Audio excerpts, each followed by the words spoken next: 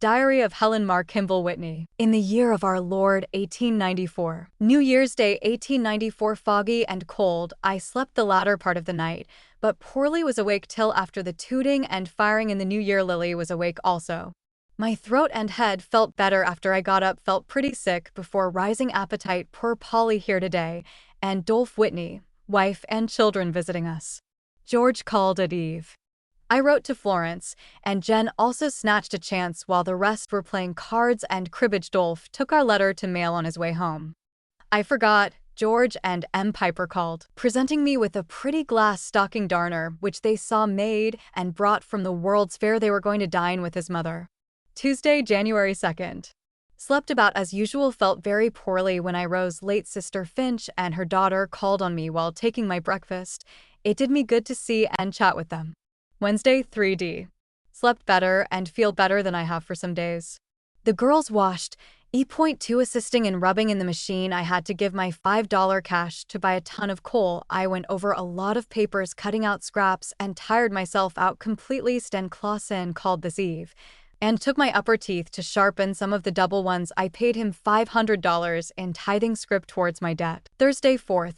Fast day. Jen attended meeting, said she enjoyed it very much. I laid awake most of last night and tried half the day to get to sleep, but in vain. I fasted and prayed in bed.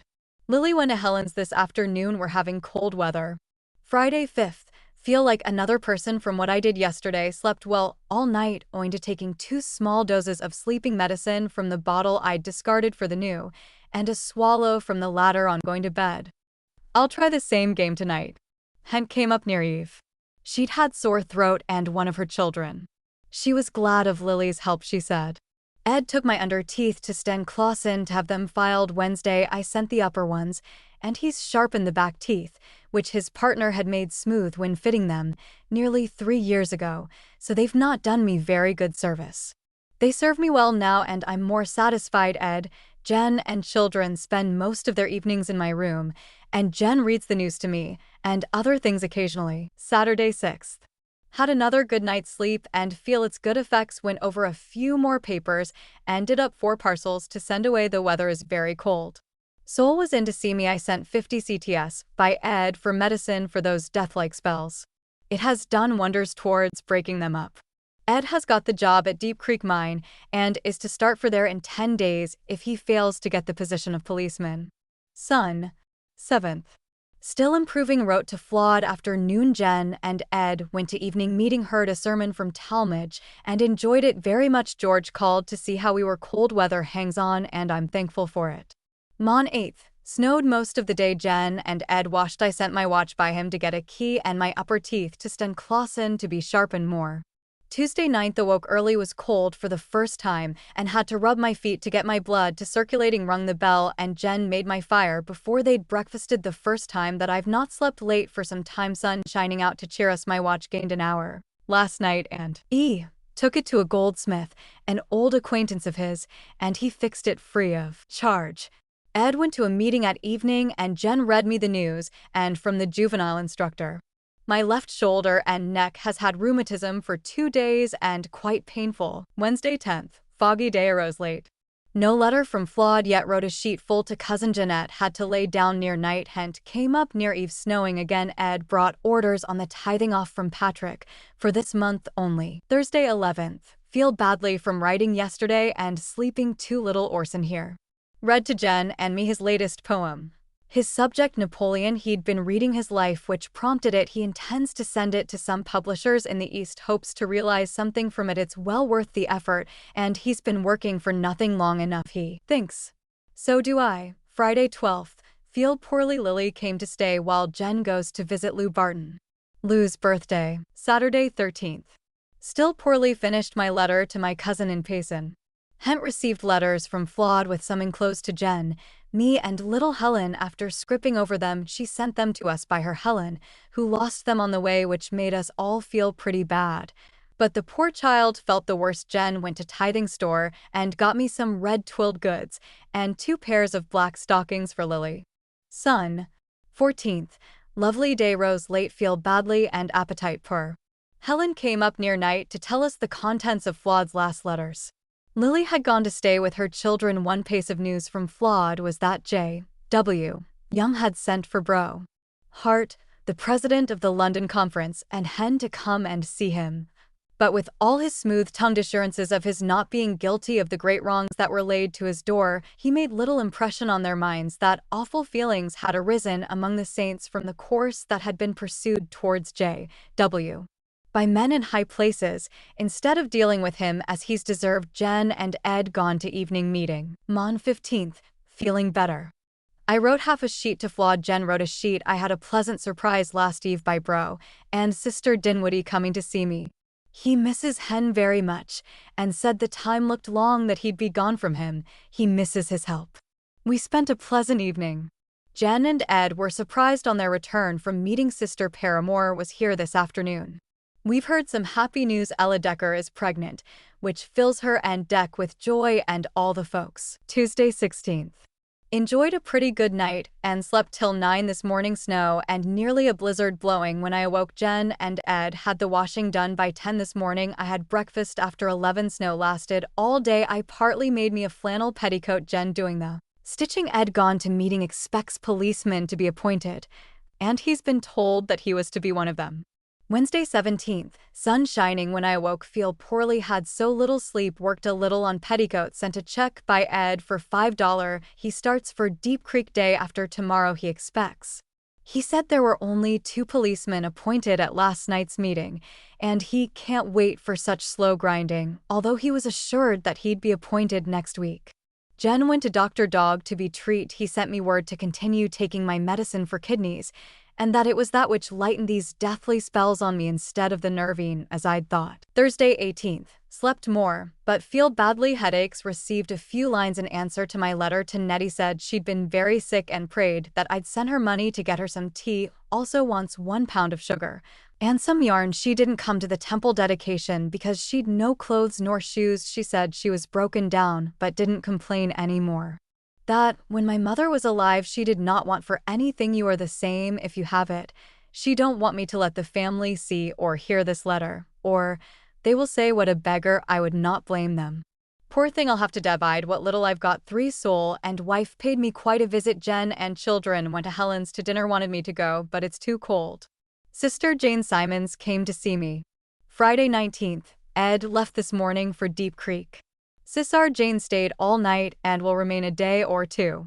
My friend Mr. Beard sent me a paper and a warm, friendly letter acknowledging my late papers, and an old letter, which he said he acknowledged last summer, but I never received it.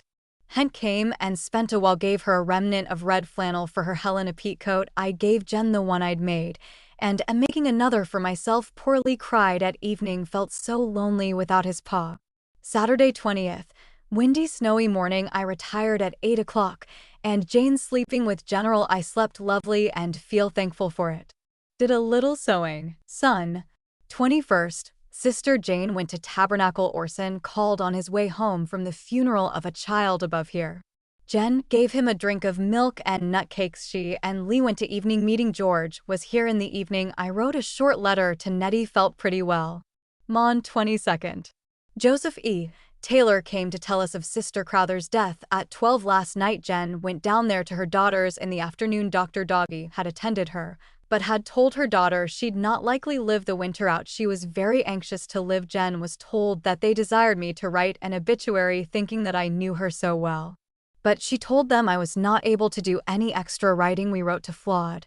This being the day that we mail letters to her, I received a gift from Mr. Beard, a gold pen and holder of gold and gutta percha by this morning's mail. He mentioned in his letter that he'd sent me a little valueless gift. I highly prize it and wish that it could be used by me, as he designed, in literary pursuits as in days of yore. Tuesday 23d. Slept till 9. Souls. Heber was sliding downhill and run into a wagon and cut a place across his forehead. The driver saw him and stopped his team, a small express, just in time to save him being run over, and young Dyer, conductor on the car just up, took him to Souls, meeting him and Caroline in the door. His face being covered with blood gave them an awful fright. Soul washed him and put on a court plaster, and he went to sleep. Jen washed alone and surprised us, as Lily was up in the afternoon to help wash tomorrow. Those death-like spells afflicted me last night and today. Wednesday 24th. Felt the effects of those spells, which were severe yesterday. They've been very light today. I worked fixing up Florence's doll. The head was off and clothes dilapidated. Had a visit from Phoebe Kimball and Mary Whitney afternoon, and Mrs. Adams in the evening. Jen attended Sister Crowther's funeral and met Mary and Phoebe at the car on their way here. I did up some yarn and spool cotton yesterday to send Jeanette, and Jen gave it to the postman today. I told the girls of Nettie's condition, and Phoebe gave 50 cents for me to send her. Thursday 25. Had a good night's sleep, thankful for it. Did a little work, feel dejected some with the effects of those deathly spells.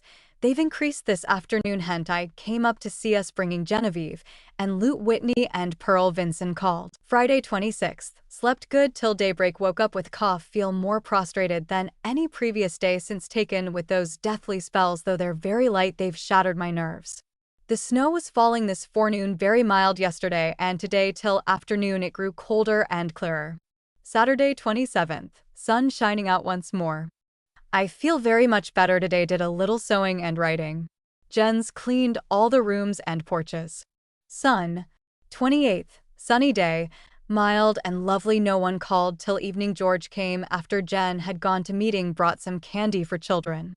I've read a little, and Jen read me a sermon of President Woodruff's delivered at the fall conference. Mon 29th. Lovely mild. A spring soul visited me this morn. He's invited by Sister Snow and some of Father's folks to join them this afternoon in a surprise gotten up for old Father Tucker on his birthday. I wrote a reply to Mr. Beard's letter acknowledging the gift he sent me. My dear Helen came up towards eve and spent a while. I forgot Jen's cleaning the soot from a place under the ash pan of parlor stove, which we never knew anything about till George showed it me last eve. He'd never thought of it till it suddenly came to his mind that that was the cause of the stove smoking, and sure enough the stove draws better now. After the parlor has been smoked for nearly 3 years. Jen went to the benefit at the 18th Ward Schoolhouse with Sol's wife. Sol sent her word that he'd give her a silver dollar for the same in a tithing order, as we'd no cash. The children are asleep in my bed, and I'll now retire. Tuesday 30th. After 1 o'clock, before I could sleep, feel it a trifle. Jen's washing, she quit and got my breakfast. George sent me some fresh trout by Hent yesterday, which she fried for me. Snowing most of the day, got a few lines from Jeanette. She'd received my letter with dollar in it and the yarn and sea, for which she felt thankful. Wednesday 31st. Had a good night's sleep, feel better for it last night, colder than it's been for some time. Dreamed of a lady offering me her white pony to ride. I made a number of calls, and before I knew it the time was up that I was to have it, and she sent for it. When I get onto the pony, it seemed as if I was clasped to it by natural instinct of the animal, that of affection. Got a letter from Flawed. Thursday, February 1st. Fast day. Jen attended meeting taking our donations for the poor and the temple. Friday 2nd. Was not well this morn, but wrote a sheet to Flawed, and Jen wrote to her, and Ed had the first letter from him today. He was 5 days on his trip, had worked 1 day. George Bourne came and brought my sleeping medicine. Saturday 3D. Cold and clear, slept beautiful all night. Nothing of note transpired today. Sun. 4th. Another good night's sleep and feel pretty well. Wrote to Sister Pomeroy in Mesa, and Jen wrote her also. George called this eve, while Jen and Lee were at meeting. Weather cold and clear. Mon 5th. Lovely day, slept good, but feel my writing yesterday. Jen gone to DR's and drugstore to get my medicine for kidneys. It's 24 years ago this morning since my Violet died. Lee began going to school today. Jen read Joseph F. Smith's sermon in the news, also interesting letters and articles in Juvenile Instructor. Made the evening pass pleasantly. Tuesday 6th. Jen washed. I feel poorly, went over a few papers and tried to sew a little. Mother Horn came in and stayed a while. She's getting feeble. My Helen came up towards eve. Sol was in to show us the standing portrait of Father taken from the full cyst one painted by Will Clausen. Wednesday 7th. Slept sounder than usual, but feel poorly, cough worse. George came at eve bringing $2 that we had to borrow. A storm is brewing. Thursday 8th. Stormed last night, wind blowing the snow in heaps. Sun shining to pay for it. I slept good till 6, had a coughing spell, went to sleep after 7, and slept till nearly 10. Florence was affected by a cold and kept Jen awake. I did a little sewing, felt lonely. Jen read to me the news, and some from the juvenile instructor and from History of Utah. Friday 9th. Sick in body, laid awake the latter part of the night. Snow fell this morn, but soon cleared off. Disappointed not getting a letter from Flawed. Got a notice from Hebe Wells that I'd overdrawn my account with the bank to the amount of 50 CTS. Jen had miscounted and thought 50 CTS was due me there. Saturday 10th. Received a letter from Flawed and commenced an answer. At evening, Jen read aloud in History of Utah. Helen was up to see us at dark. She feels that she'll not go out much more. I felt better today. Son. 11th. Not feeling so well. Orson came with little Byron and Margaret, and soon Zine came with the baby and Miss Babcock, and we thought surely they'd come to stay, but they expected company to dinner. Orson stayed a while with Byron and Margaret, she wanting to stop till Eve. He left her and Jen took her with her to meeting. Orson had stayed from afternoon meeting to make this call. It was a pleasant surprise, as we expected to spend a lonely day as usual. I told Orson I'd been praying for this and that I thought it hard for their children to not come and see me. Byron wouldn't come near me. He's a lovely little fellow, the baby too, and all their children are pretty. I told Zine the same. She said she'd try and have them come oftener. Soul's boys were here to dinner and played with the children. Lily came here from afternoon meeting. She'll stay a few days. Mon 12th. Not feeling well, wrote more to Flawed. Jen had a caller, Dr. Doggy's wife, who wished her to meet her, and numbers of ladies who've been helped by the Dr. at the Tribune office this afternoon to see if they can get the truth concerning the doctor published. The other papers refusing because he had not the money to pay down. Jen was too pleased to have this privilege, and when they met their 11 strong, but were insulted by the dirty editor, Nelson, Goodwin not being found, so they visited the Herald and the editor, Penrose. Treat them with marked politeness, promising to do their side justice. Part of the women were Mormons and part non-Mormons, but all of one mind on that point. Jen got my medicine for headache. Tuesday 13th. Never slept till after midnight, and then not soundly, but laid this forenoon till nearly 11. Feel very poorly. Jen went to tea. Oh, after the washing was finished, got me 13 eads of black cloth figured for a dress this spring. Went to Mary W's also. Wednesday 14th. Slept good and felt better on rising at 11, though awake before 10. Sun trying to shine forth. Jen went to the Drs. and to Wiscombe's and T.O. I sent an invitation by her to Lucy Kimball, which she took to the temple. Among things got at T.O. was a dozen white handkerchiefs, etc. She's made the cakes for tomorrow. Thursday 15th. A cold took me. Head felt badly. I had a visitor before rising, Sister Tate from Tooele, and before I had prepared, the invited visitors began to come. Sister Finch first and her daughter came after school. Mary Ellen, Christine, Amanda, Ruth and Lucy Kimball, the latter not till she'd finished work at Temple, and Sarah Reese. They were invited to dinner. Also Soul and wife. Soul had to go and bring Ruth. She being blind wouldn't have come, she said. If Soul hadn't come for her when we had about finished dinner. Lucy came. Some remained part of the evening. Lucy all night. In the evening, George brought good news. Helen had a boy. 9. Friday 16th. My head ached, had little sleep, and the cold I also felt in my face. Borrowed quinine of Soul. Lucy finding a furious snowstorm set in remained till near night. After it had cleared off, she went home to Lyle's. This visit was gotten up by Jen and invitations sent by Soul before she told me. Dear girl, did it to please me. Saturday 17th was some better, took more quinine. Jen not feeling very well and has a touch of blues, no money and out of coal, etc. She went to Sister Reed to borrow. She had none, but was expecting some from her son today. When she said Jen could have what she wanted this evening, she read to me and finished the first volume of the History of Utah. Lee's cough still bad. Son. 18th. Storming, slept lovely all night, and feel the best that I've done for a week. Commenced a letter to Flawed. Jen read the Sermon of Jesus on the Mount from the Book of Mormon before morning prayer.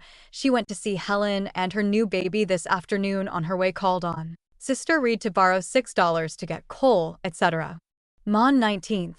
Enjoyed a good night's sleep. We finished and mailed our letters to Flawed, and received one from her, and Jen one from Ed with a $15 check on bank. She went and got herself and children some shoes and me medicine. She'd been and borrowed money of Sister Reed to buy coal, which she'd not done if she'd expected it so soon from Ed. Orson's Emily Dimples and daughter of Spencer Clausen called on their way from school. Emily let me read her letter to her Aunt Flawed, and asked for her address. I've not felt as bright as I did yesterday. The coal came near night, sent by Soul to order it in the morning. Tuesday 20th. Slept all night and most of the forenoon, and then I was sleepy, but rose at 11, felt the effects of it all day, took too much sleeping medicine, being the dregs of the bottle. Jen went to Zine's taking Lee, and to Coop to see George, to give him Flawed's letter. The snow was falling most of yesterday and today. At eve, Jen finished the first volume of the History of Utah. George called to give me the sleeping medicine, said hence all right. We received an interesting letter from Sister Pomeroy, and one enclosed to Soul's wife. Wednesday 21st. I was awake till midnight and slept till nearly noon.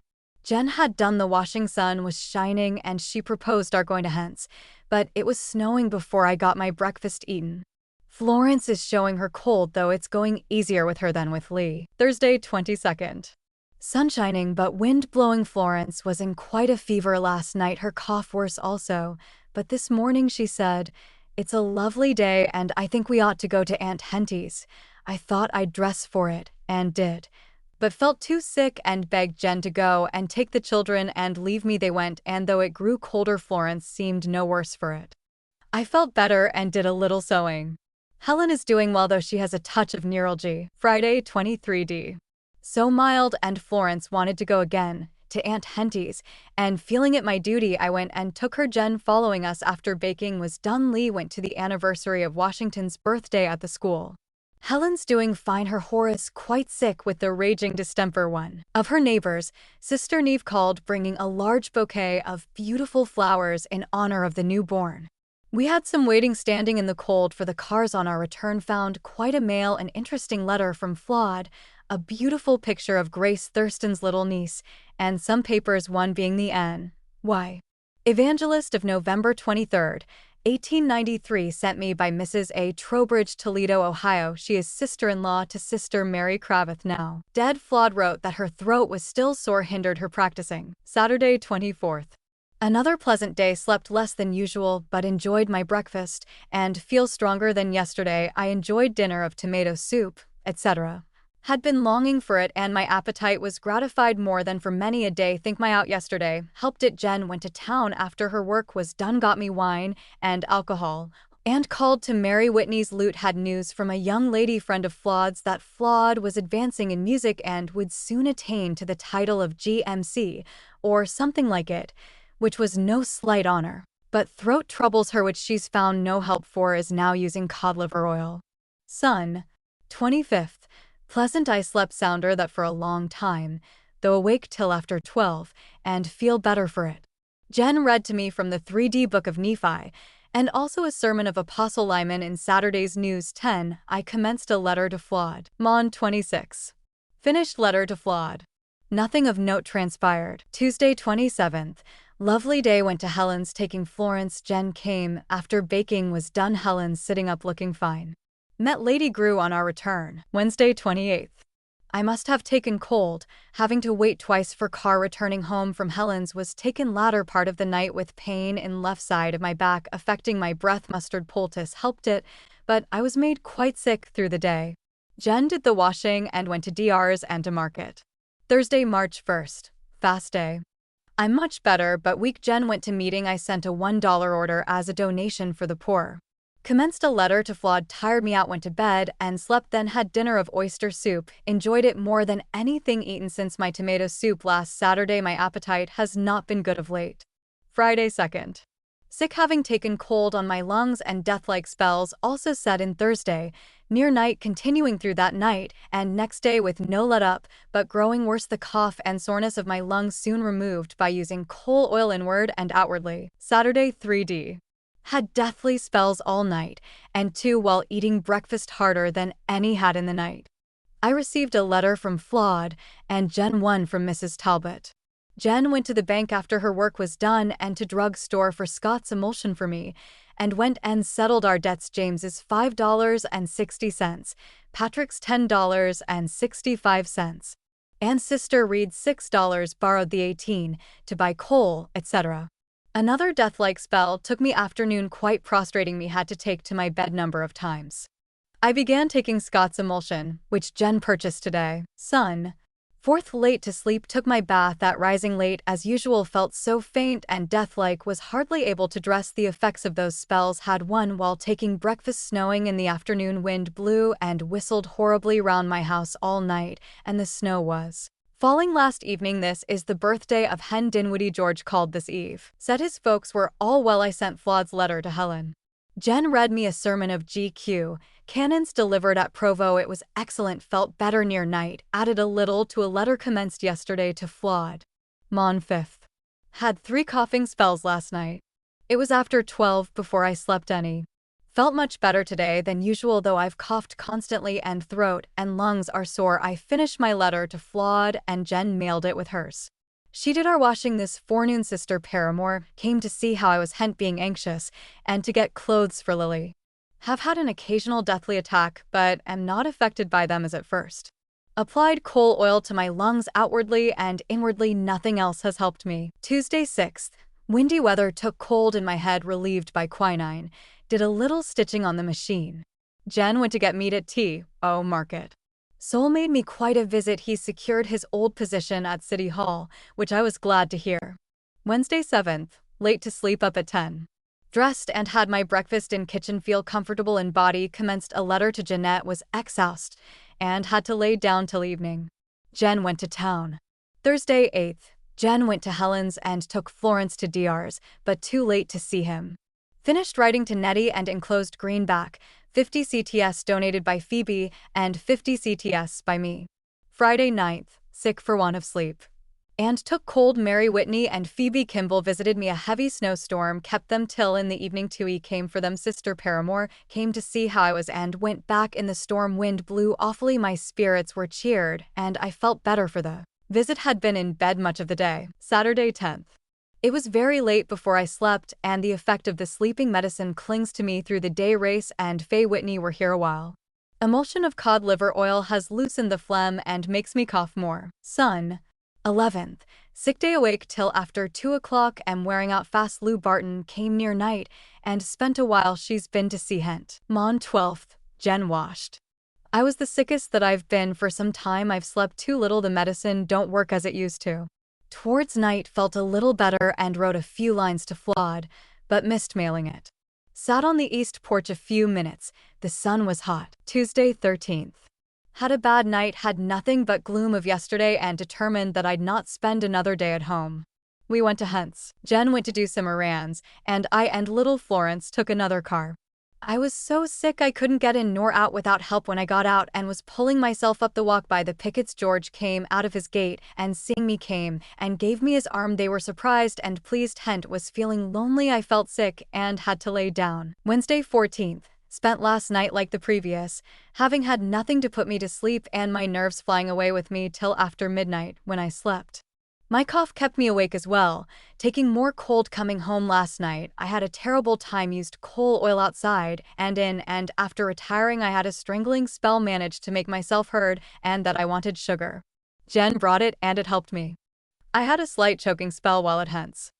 I feel as though I couldn't stand much more without. I can sleep. Received a letter from Florence.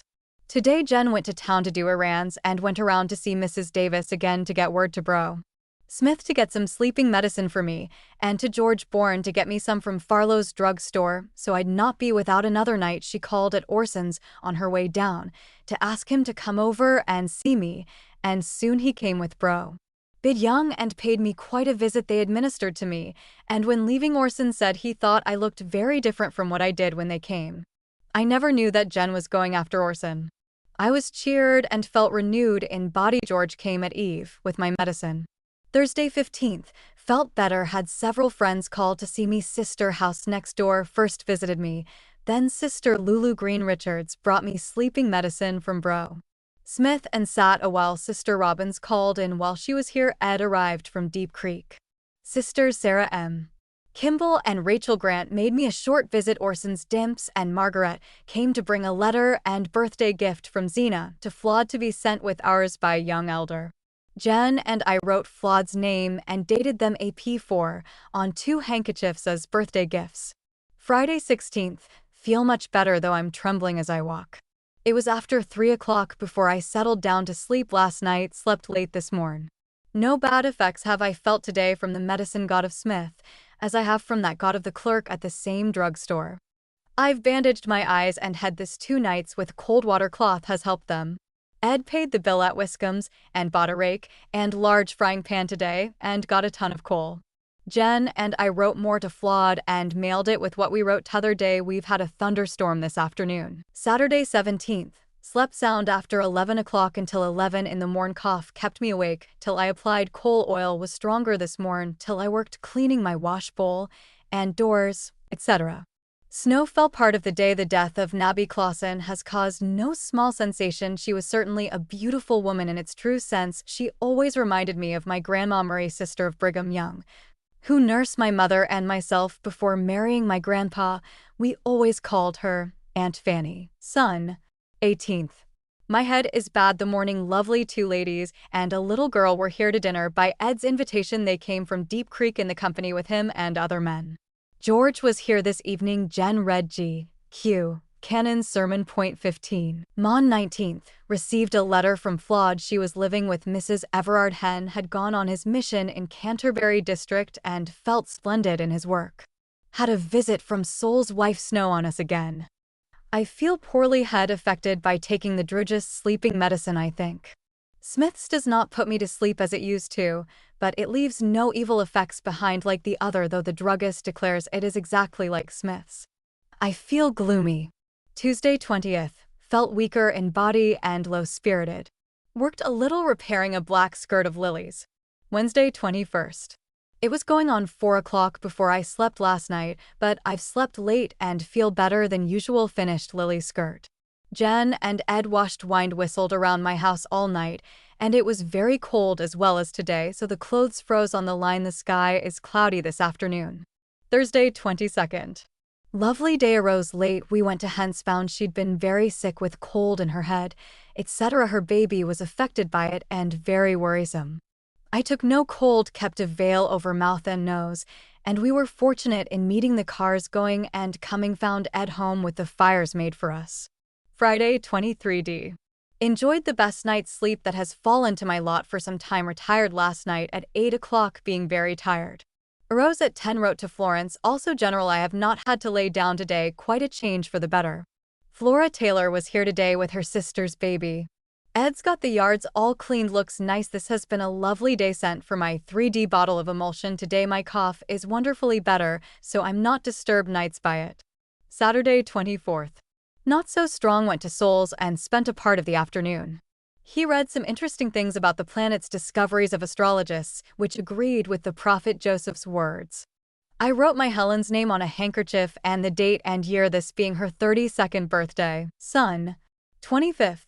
Late to sleep and felt badly all day. I've received an invitation to a picnic. Is to be at the Beehive House Tuesday evening next. Orson's Emily. Dimps and Byron came and spent the afternoon. Emily brought me an orange and an Easter egg had written on it, Dear Grandma, 1894. My Helen with her children and Lily were also here.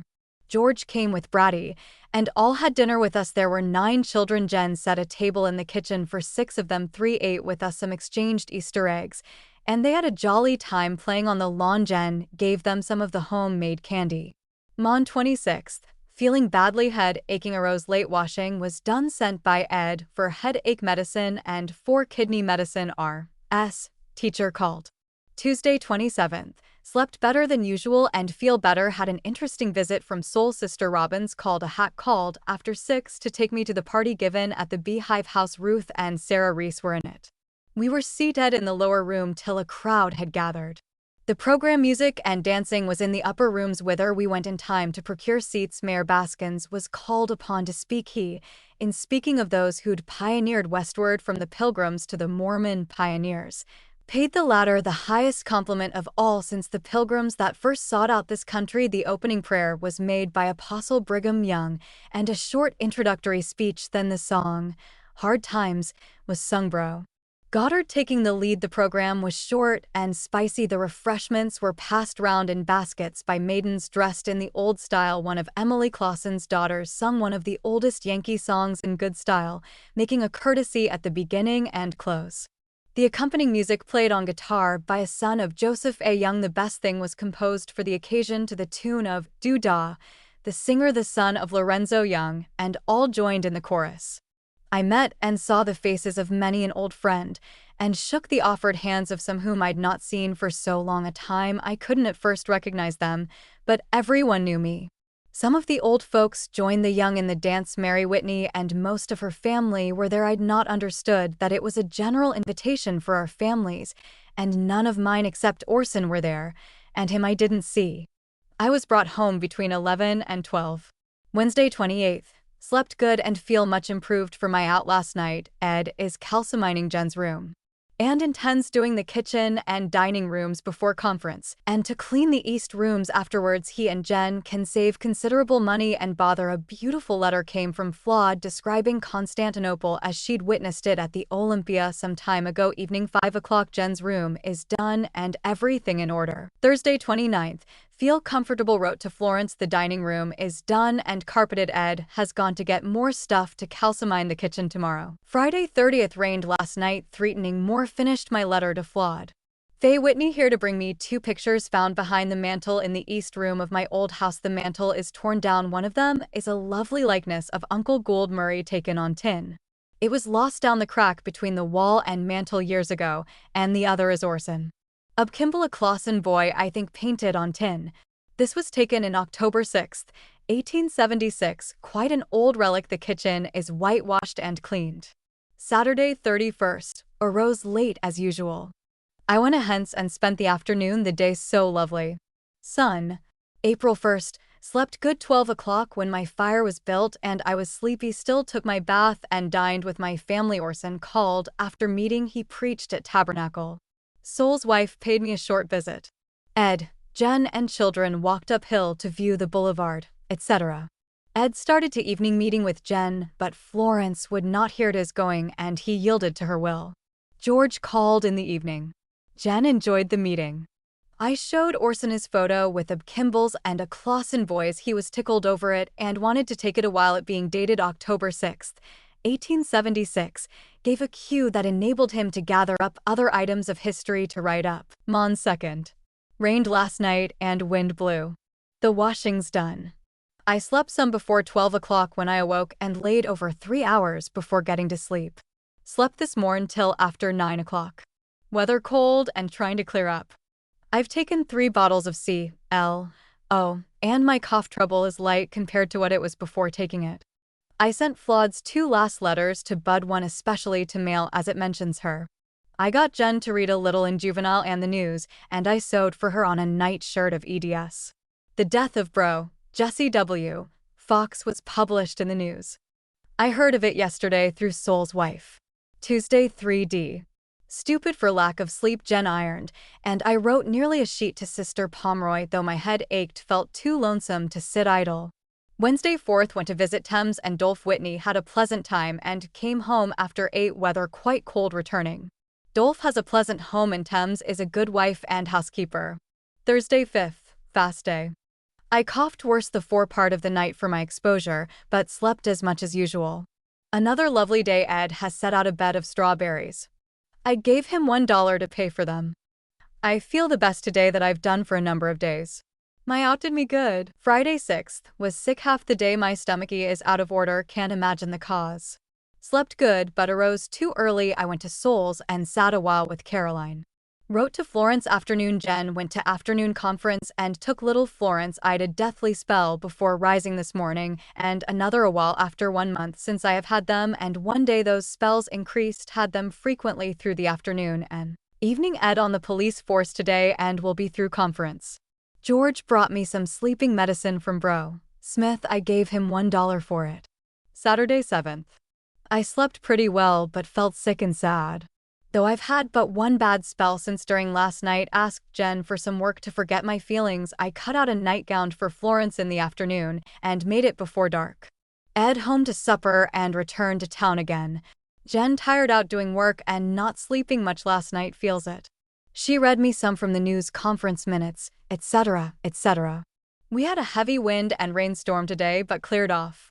Sun. 8th. I slept good after 10 and awoke after 3 o'clock awoke and slept no more till morning, got to sleep about 7 this morning and slept till nearly 10. Jen made my fire and prepared my bath.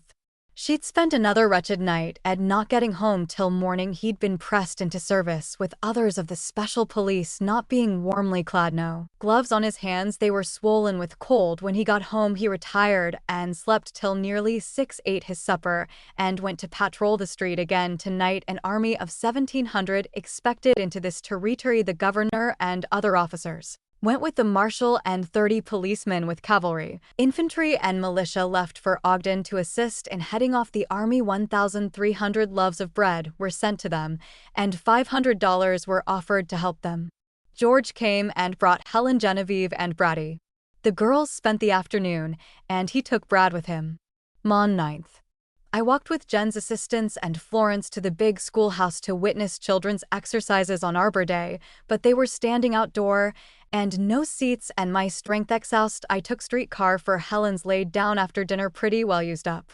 Got home at dusk, Jen anxious about me, and Orson had sent Race with 2 theater tickets. She had proposed to Sol's wife to go if I didn't. I being too tired, they went also. Lee. Tuesday 10th. Slept till nearly 12 today. Jen got home after 11 before I'd slept. Sol being away during last evening and his children asleep. When he came he couldn't wake Farney to learn where his wife had gone and was considerably excited over it, this being the first time such a thing had transpired. My brother Ab's wife and bro Abraham's daughter Lewis from Kenosh came to see us. My back feels the walk yesterday, the lower part of it. I feel gloomy. The spirit of the times overcomes me. The aspects of trouble, suffering, and despair is shown us in the industrial army dumped into Ogden. Many honest and would work gladly could they get it, suffering from hunger, thirst, and exposure, and sickness packed into boxes like cattle is enough to melt a heart of stone. Wednesday 11th. Arose at 10. We had a visitor, Sister Phillips, who'd lived with Flawed as housekeeper. An interesting letter from Flawed came, and she was delighted to hear her interesting description of Canterbury Cathedral. Sol spent a little while with me and read some of Joseph Smith's teachings. Friday 13th. Body weak and back lame from walking last Monday. Jen, Ed, and children went to Helen's. I finished a letter commenced to Flawed yesterday. Dr. Ferguson called to invite me for M. Wells to a picnic on Sister Woodmansey next Tuesday. They want each to donate 25 CTS, intending to present a gift of a book. I told her I had no cash and wouldn't have for a month, but would be pleased to attend. The picnic. Saturday 14th. Up earlier than usual and had to read to pass the time away. Felt so lonely. Read to Jen. Went through 3 or 4 tales in a magazine. Hurt my eyes. Florence has chickenpox. Son. 15th. Helen, Lily, and children spent afternoon with us. George here to dinner at 5 o'clock. He and attended meeting at Tab. A storm came up and a light rain falling as they took the car for home. Jen and Ed attended evening meeting. Sacrament was passed as directed by the president. Mon 16th. Snowing most of the day. Ground was white when I looked out this morning. We received another letter from Flawed and the juvenile by today's mail. Tuesday 17th. Had a good night's sleep. Ed and Jen went to the theater last eve, and I heard Florence crying when I awoke, and went and brought her to my bed. They soon came from the theater. I'd understood the picnic on Sister Dinwiddie to begin at 2 o'clock. I went a few minutes before 3 and took a pie. Found it was not till 7, so came home leaving my picnic. My back feels badly, the strain on it being real lame. The wind is cold.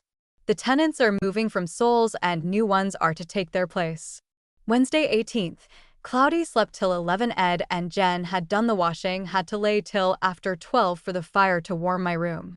The picnic gathering was very pleasant and was a perfect surprise. Sister W. had no suspicion as she put on an everyday gown when returning from an out. I'd made a mistake in the time, and when about 3 o'clock found it to be at 7. The walk back made my back lame and used me up, so I had to lay down. Young Woodmansey helped me home at 11 o'clock. Thursday 19th. Slept till my back 4 o'clock in the morning when I laid awake till after 7. My first sleep after that gave me the most dreadful dreams. Nightmare. After that I slept till nearly 11. Went to Dinwiddie's to pick out paper for Parlor Bro. Dinwiddie called me as I was passing him and showed me a group of elders. Henry, being one young Owen, sat beside him and was the only one I knew of the group. From there I walked to the news off and was considering whether to take a rest in there till the car came along or go around to him. Whitney's. When Orson saw me from the off and came out, I was exhausted, and he took me in and watched for the car and hailed it. Friday 20th. Slept good and arose early and took breakfast with the household. Began to feel sleepy while taking breakfast and been so most of the day, cause not sleeping off my medicine taken last eve. Went to tithing store after leaving streetcar, bought a remnant of blue-black velveteen, and went to see LOL Rinder, and spent a while then into Mary Kimball's, where I stayed an hour or so. And from there to Mary Whitney's, took dinner and remained part of the afternoon. Hent came there with her baby, quite a surprise to both of us meeting there. We all went to L's and stayed till after 6. Hent and I walked to D. News off and waited for the cars. Ed was just passing, and seeing us stopped and hailed my car. Was tired out walking so much. Saturday 21st. Felt poorly and laid down considerable today. Went near night to Souls. Our cats had one kitten, her firstborn Helen born, came up to stop over Sunday. Sun. 22nd. Slept so little, laid abed till 1 o'clock, but slept no more. Had a nervous headache till nearly night. Commenced a letter to Flawed. George called. Helen had gone home just before. Mon 23d. Arose late, having laid awake late. Washing was done before 11, and when I arose Ed had gone. We had a little rain this forenoon. Finished letter to Flawed, caused my head to ache, laid down till it went off. Then it was time to prepare for bed. Tuesday 24th. Feel the effects of writing. Head sick. Ed and Jen cleared out my parlor and cleaned it. It's to be papered tomorrow. I was about to go away when May Wells came and spent a while. Her first call. An interesting letter came from Flawed. She had been miraculously cured of an awful headache, which took her after returning from meeting. She grew worse till she felt unable to endure it and asked Henry and Bro. Kessler to administer to her before they were through. Her pain had left her, which she considered a powerful testimony. Phoebe Kimball and Margaret Clausen called to invite me to Margaret's next Thursday. They remained a while. Wednesday 25th. Slept so little, made me sicker than usual. Had to go to bed again and lay till my head, etc. Became more settled. My room is going to look lovely. Jen and I exchanged beds, I taking her room. Thursday 26th. Felt better from having enough sleep. Went to Margaret Clausen's. There were only 6 present of the 88. Kate Young gone to Cal, and Henriette Simmons out nursing. Ellen Clausen is still very feeble. My parlor was finished when I got home and the carpet was being beaten. I forgot the storm we had this morning lasting till afternoon. It cleared off afternoon and was lovely. Friday 27th. Weather stormy and snow fell afternoon. I'm feeling better today. Jen went to the funeral of Lou McCune. She and Ed put the parlor carpet down, and the furniture was in before I was up. Pounding disturbed my sleep this morning. Saturday 28th. Had a good night, slept till 11 this morning. Mr. Hutchison, our old boarder, called before I was up. My parlor stove was cleaned and put in, and they having broke one of the front legs yesterday moving it out. Ed took it to George to get it mended. I sent a check by Ed to draw my remaining $5 from the bank. I began a letter to Flawed. Sun. 29th. Feeling the loss of sleep. Tea was 2 o'clock before sleep came to me, and I awoke before 6 this morning and could sleep no more. The sun shone out this forenoon, but's trying to cloud up for another storm. Jen went to evening meeting. George came after we'd retired to see if his Helen was here. Mon 30th. Slept good and feel like another person. We wrote more to Flawed and mailed it this eve. We've had a carpenter today, took out 6 doors and raised them to make them latch, and did a number of jobs. Took off the top of the woodwork to the sink to plane off part to make it more level. Spoiled when made by Folsom's order. Tuesday, May 1st. Laid awake all night with the exception of about an hour after midnight. Feel desperately bad not being able to sleep today. Ed and Jen invited to a party at a neighbor's. Received a letter from Florence. Wednesday 2nd. The washing was done by the time I was up. Slept considerable, but felt the effects of my sleeping medicine. I fixed Jen's black dress for her to wear to a picnic. Worked all the afternoon. Miss Wells came to invite me to a surprise on her Aunt Tomorrow. It's the latter's 64th birthday. I enjoyed myself working once more. Thursday 3D. Fast day. Jen sent my tithing, and $1 donation I was called for after 4 o'clock by Sister Rachel Grant. The ride was refreshing. There was a pleasant gathering. Sisters Horn, Zine Young, Bathsheba Smith M. Wells' exponent and others members of their family, I felt badly the loss of sleep returned at dusk. Friday 4th, arose but feeling so sick retired after my late breakfasting. Felt better at evening. Yesterday Jen let the children go over to Hent's and she followed them learned that Lily had really had the quinsy, only lightened by medicine Hent got and perseverance in the treatment and eating they'd kept it all from me. Saturday 5th. Slept tolerably well, but was taken with those awful spasms on retiring had them very bad all night, and was too sick to rise they kept on by spells through the day I slept some before noon and arose after 2.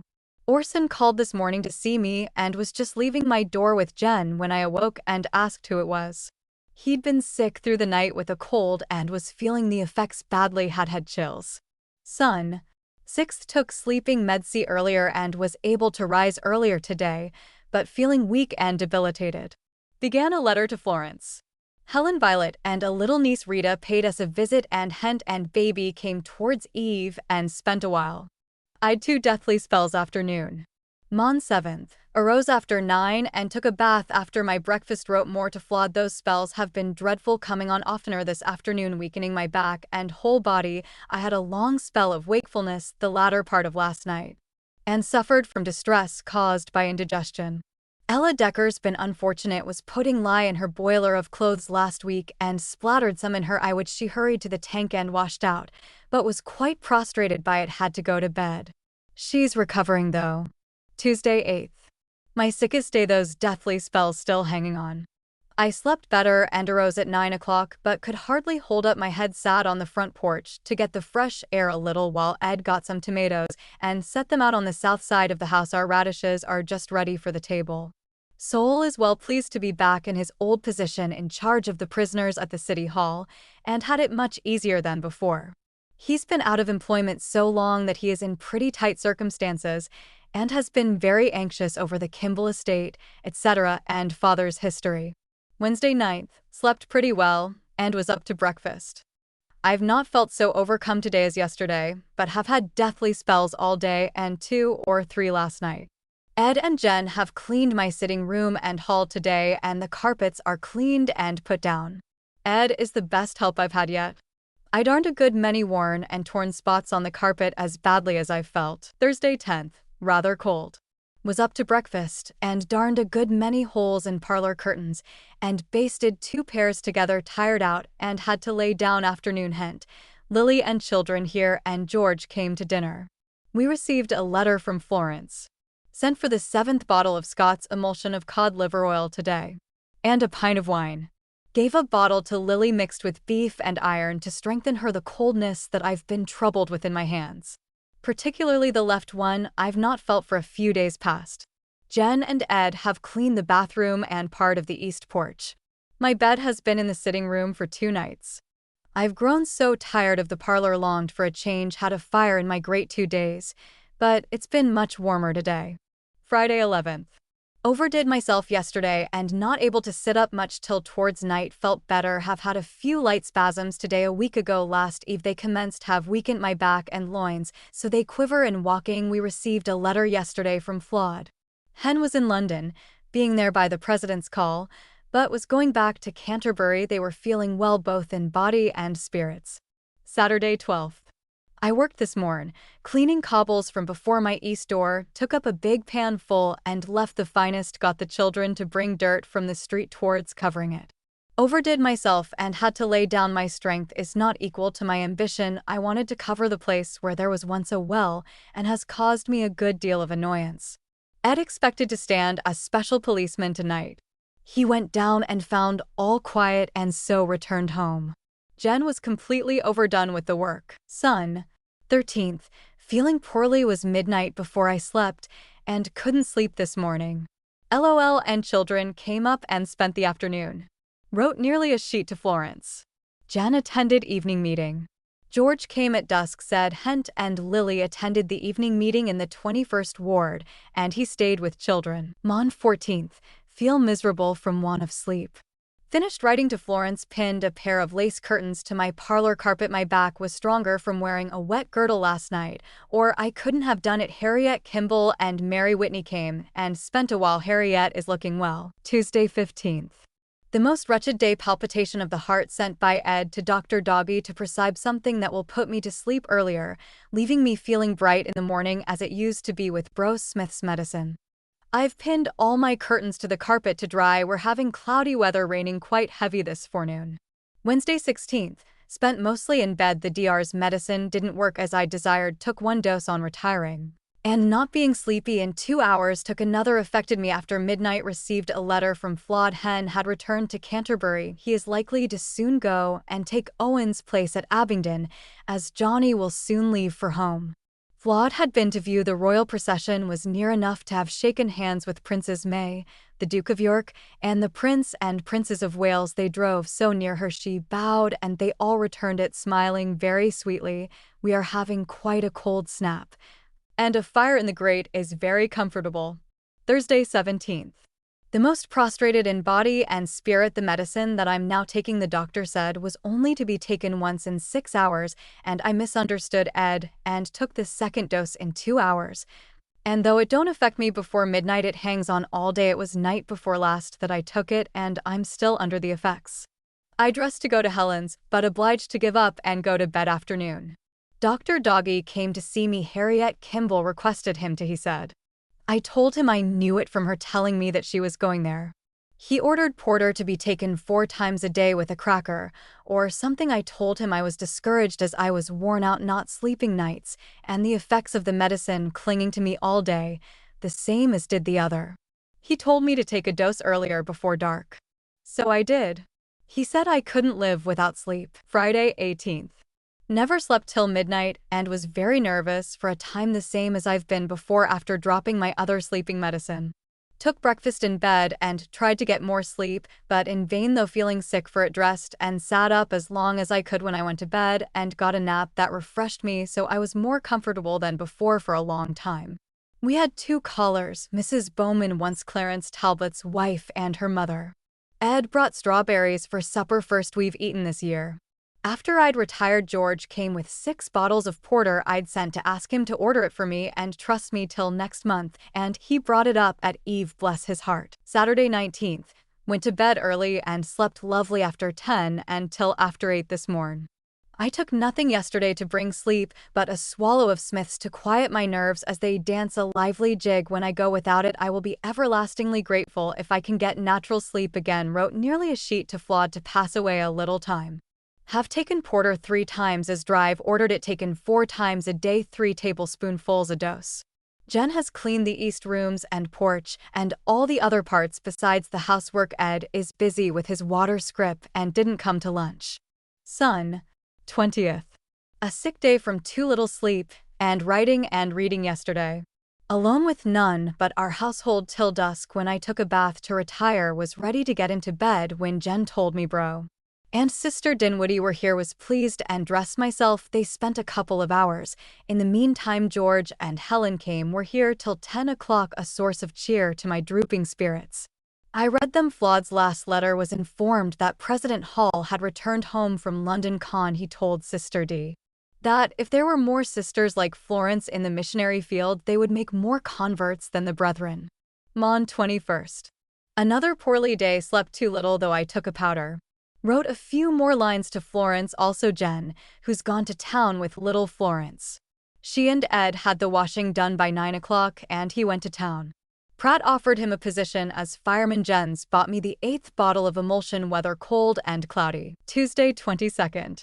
Not able to sit up much. Dressed after 11 a.m. feeling sleepy, but not able to sleep. Sol and Patrick teachers called at evening. Ed had a cold night watch in the storm Monday night, came home at 8, and calcimined Holmes' front room, came to dinner at 2 and went to bed till 6. Took supper and went to his post to stand as special policeman against the armies that have arrived from the west. Wednesday 23d. Slept part of the night. Arose before 9 after a hard coughing spell. Still debilitated. Have given myself into the Father's hands to raise me up, or give me a reconciled feeling and patience to submit to his providence. Sol's wife was in to see us last eve and again today. Jen went to market and drugstore, got me some Castile soap and some corned beef cooked for lunch. Ed sleeping. Expects to stand guard again tonight. Thursday 24th. Began feeling stronger afternoon, had a better night's sleep and coughed less today, cutout apron pattern, and 2 white aprons for Florence. Jen and I partly made one. Helen came towards night with her baby and Brad. We were glad to see her. Ed slept part of the day and went on patrol. Tonight the territory is being flooded with industrialists and more coming. Friday 25th. Slept 3 hours only, and that after 2 o'clock, but to my surprise have not felt it as much as I'd expected, and have been much stronger today. Did a little more sewing, and without feeling half as tired and exhausted as I did yesterday. Getting so tired, I think, was the cause of my wakefulness last night. Ed was allowed to come home at 11 last night, and he went again on duty at 7 this morning, came home this eve at 7 to stay the night, and go again in the morning. I took paregoric on top of the old sleeping medicine, hoping it would bring more sleep. Saturday 26th. Slept better for paregoric. Arose at 8, have the headache nights, and eyes weak. Jen went to tea. Oh, and took Florence in the car. No letter yet from Flawed's sister Jane Simmons, came to see us and stops all night. Ed came home from his patrol at 8 tired out. Son. 27th. Tried to sleep in the morning but failed, having slept too little, was sick all day. Helen, Lily, George and children spent the afternoon with us. I watered the grass towards night. Ed home at 8, he'd been on duty above the hot springs and had had an easier day. Mon 28th. Feeling better, slept more's the cause. A letter came from Flawed. She's received the birthday gifts from us and Zine. Florence is 4 years old today, and nothing will do but we must go to Helen's with her. They all arranged that we should go there today. The cars shook me so had to lay down on our arrival till dinner, after which I wrote part of a sheet to Flawed, and Jen finished hers, commenced in the morning, and mailed it on our return home. Tuesday 29th. Slept better than usual, but having taken my medicine after 6 o'clock last night, the effects have clung to me. My head aches, and feel badly. Jen had Ethel Horn to help her wash. Storm threatened, but ended in wind and dust. I got Lee to bring some rocks to fill the hole at my front door. I shoveled gravel from my sidewalk for it, and Ed brought it, and another scuttle full at night for the same. Wednesday 30th. Another poorly day from lack of sleep. Decoration day. Jen with children to carry flowers for the graves. Lee got some snowballs from Souls yesterday to take to school, all the children being asked to do likewise to decorate soldiers' graves today. I turned the hose into the hole at the east door to sink the dirt and rocks, and watered part of the grass. We've had another windstorm, thunder, and slight sprinkle. Thursday 31st. Poorly, still surprised at Zine's calling. I was coming in from getting some lettuce for my breakfast and shut the door in her face. Not seeing her, she was on her way to dressmaker's. The carpenter came to do some jobs and took the organ to his house to clean and repair. Will charge me but $5, 5 times cheaper than others charged who've sought the job. I've ironed the edges of 2 pairs of parlor curtains and pleat and fixed them for hanging. Friday, June 1st. The birthday of my mother and brother Heber, and President B. Youngs and his daughter Violet's, who was named for my mother. Had a good night's sleep these 2 last nights, but the effects of the sleeping medicine has clung to me somewhat, and I've coughed most of today. My back's painful when I do anything. Have ironed and fixed the 3D pair of curtains for hanging. Saturday 2nd. Suffering from sleeplessness and pain in my back for doing trifles, ironed and fixed the 4th pair of curtains for parlor. Ed let the hose run into the well all day and settled the rocks, etc., about 4 feet, and at evening he brought sand and cobbles, etc., from my sidewalk and filled it up, so I hope to have no more bother with it. Jen went for me to the bank to draw $25 and paid my bill of $16.95 at Dinwiddie's, and to drug stores for medicines, among them the 9th bottle of emulsion. Ed is no longer wanted as policeman. Spent last night at home. Son. 3D. Slept good after 12 and was up to breakfast, but feel the need of more sleep. Jen was sick while getting breakfast with a dreadful headache, but after she'd eaten towards noon and laid down it left her. She went with Ed and children to George's, who came up here previous to their going, to fetch me 2 bottles of porter. Brad and Horace were with him. I wrote part of a sheet to Flawed. Made my headache and eyes bad. Jen stopped with Florence to evening meeting on her way home. Lee and Ed home this evening. Sister Camilla Cobby came to see me after meeting, and Orson called, as he'd been sent for to administer to Sister Saville. Said this was not a visit, but he'd other sheep, etc., and must go. Would come again. Sister Cobby spent quite a time, was full of the sermon Orson had delivered at the chapel, and told how much she'd always thought of him. He testified to the good degree of the spirit that rested upon the others, his counselors. Bro Patrick was the first speaker, and he followed him. Mon 4th, finished letter to Flawed. Jen and Ed had the washing done early. She went to town after butter, and mailed our letters and got me Wood's penetrating plaster for my back. Those death-like sensations have come on me again, but they're light. I think ammonia and Valeria, which I've been faithful in taking, have done it, and I'm grateful. I've been nearly a month without them. Tuesday 5th. Slept good, but not quite enough. Pulled up grass and clover from the edge of my path till I was tired out. Have to lay on my bed most of the day to pay for it, though it was pleasant to do a little work outdoor. My days being monotonous drag slowly and my spirits lag. One source alone have I to look, and there I have to plead continually for grace sufficient for my day. Wednesday 6th. Slept good except over an hour as day was breaking. Slept till 7. After breakfast went to digging grass and clover from my front path, and cleaning it of fine dead grass cut last Saturday Eve, and left in the sun. Had to use my fingers to rake it up, also a dust brush. It took all the forenoon, and all the patience I could gather up to boot. My back pained me, so was too tired to eat much and went to bed. We had an interesting letter from Flawed today. George called at Eve. Thursday 7th. Fast day. Jen attended meeting. I thought to have gone, but not well enough. We had a shower yesterday and it's so cold, have a fire in my grate. Jen said the meeting was lovely. She gave a quarter for the poor, and the same in tithing order for me. Orson was not there till late, has been sick and looked pale. I feel the effects of my overdoing yesterday, headaches and back lame. I've laid down till I was rested, dozed a little. Jen read Bro Merrill's sermon at conference, April 6th, by my request, and I sewed for her. She read 2 or 3 other interesting articles.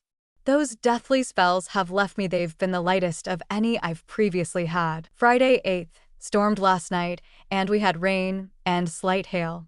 This forenoon Ed gave me $4.50 out of 10 drawn from the bank. The rest went for coal. A dozen bottles of porter came. George ordered it. He was here last Eve, and I paid him $1 for them. I fixed sitting room curtains for hanging and got Ed to do the latter at Eve.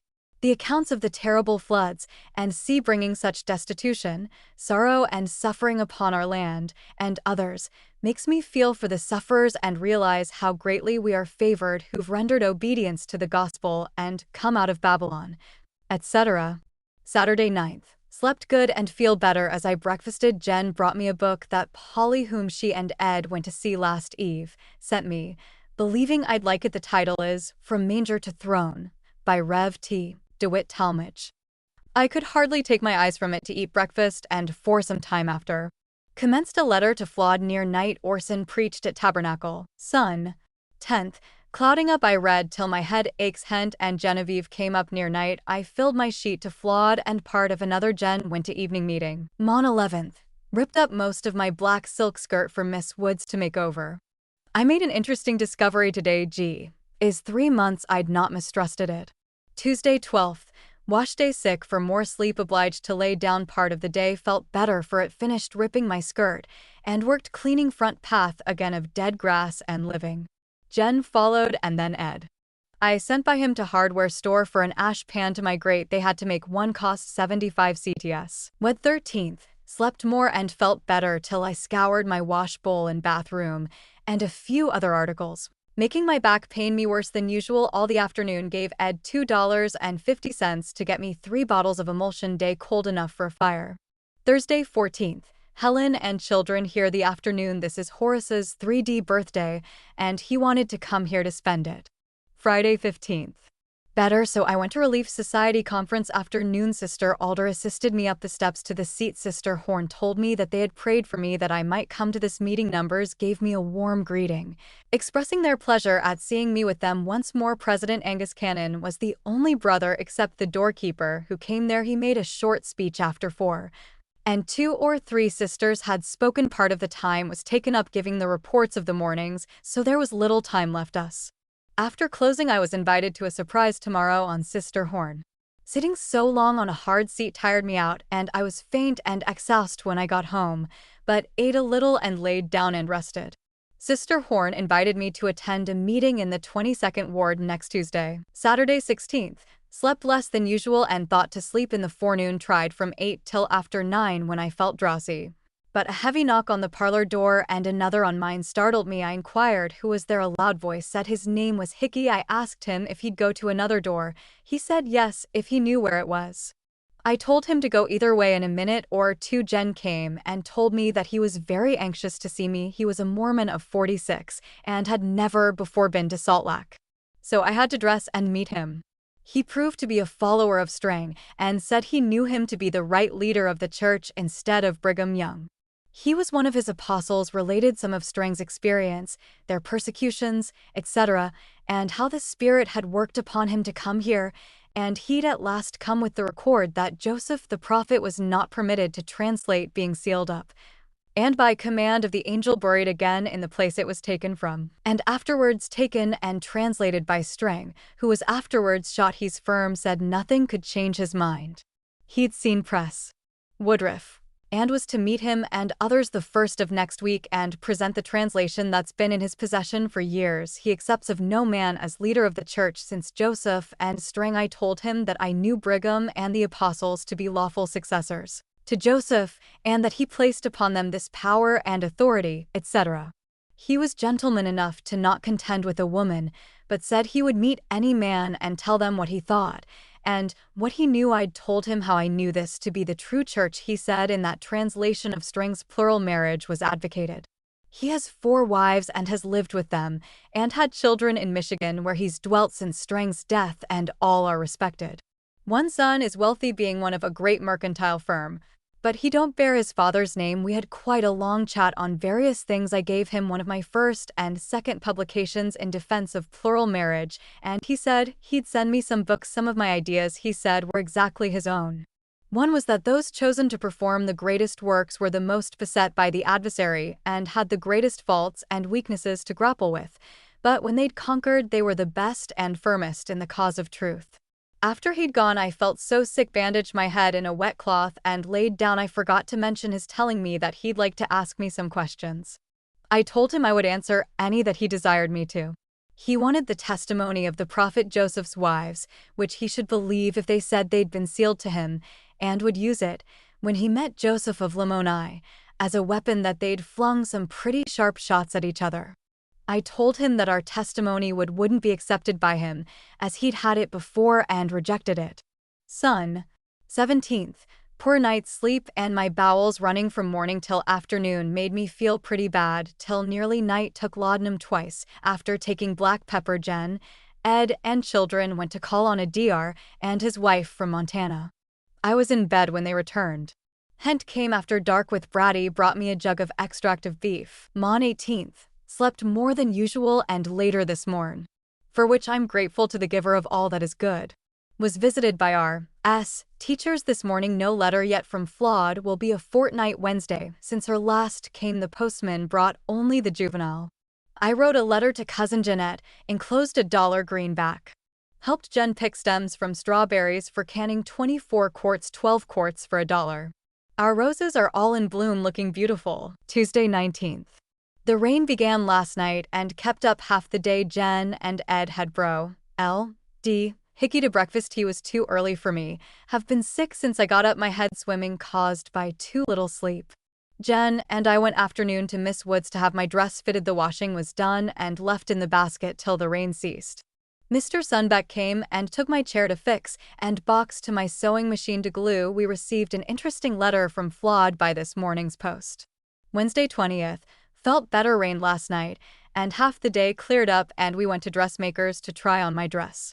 The out did me good yesterday and today. I took Flawed's letter to George in the coupe. Jen was looking awful, and we met Dr. Doggy on our return waiting for the car.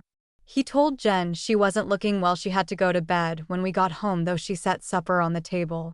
She had bearing down pain. Ed was late to supper, did up the dishes and put children to bed.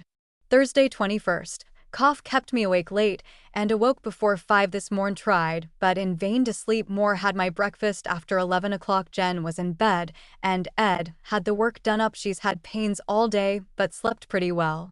Ed went to the DR twice. She became so sick her child born before the doctor came, and Ed got Mrs. Adams and to stop while he went for him. Soul's wife was here also. Doctor said the child had been dead a week, was a boy and perfect, but was black, and he forced away the afterbirth. He said T was better that she lost it as her system had not been cleansed and built up enough, and it had taken much of her impurity of blood remaining from last summer's mishap. Lily and I had gone to Mamie's wedding, Ed meeting us at 3 Street to assist me down the hill Thames. We had a nice reception, music by the Glee Club, singing by George Piper, and the bridegroom accompanied by Professor Stevens on the organ, also a feast, etc., but I'd not much appetite. Sat at one end of the table with Orson. Staying too late for cars. Lily and I stayed all night against my feelings, hating to be away when Jen was so sick. Zine, Bud's wife, and others helped wait on tables. The day was beautiful, Friday 22nd. Lily came home after breakfast. I stayed in bed till noon, but got no sleep after Lily left. Felt worse than yesterday. Came home after breakfast, had to walk to take car. Found Jen comfortable. The doctor was here this morn and said he'd not be needed anymore. Mrs. Adams had come to bring Jen's breakfast and tidy her and the room. I finished the letter to Flaw to have it mailed today. I forgot the remark Mame made on starting to her new home last night. Stevens made her and Horace a wedding present of the deed to it. I'd got Ed to fix a lovely bouquet of delicate pink roses and presented it to them. She took it with her saying, "I won't take anything else with me tonight but this bouquet of Aunt Helen's." Em told me when she came up to bed. She thought as I expressed myself that it was quite a compliment and that Ed deserves to share it with me. The mantels were covered in the parlor lighter colored roses than mine, and that in dining room with dark rich colored ones, and flowers and twining vines were tastefully scattered on curtains and picture frames, but my bouquet she thought the prettiest shade, etc. It was my only wedding gift. Saturday 23d. Another day of suffering from want of sleep. Revived towards night. Brushed my carpet and rugs and cleaned east porch with the hose and attended to watering the lawn. Lily ironed besides cleaning and cooking, etc. Ed made the bread best we've had lately. Son.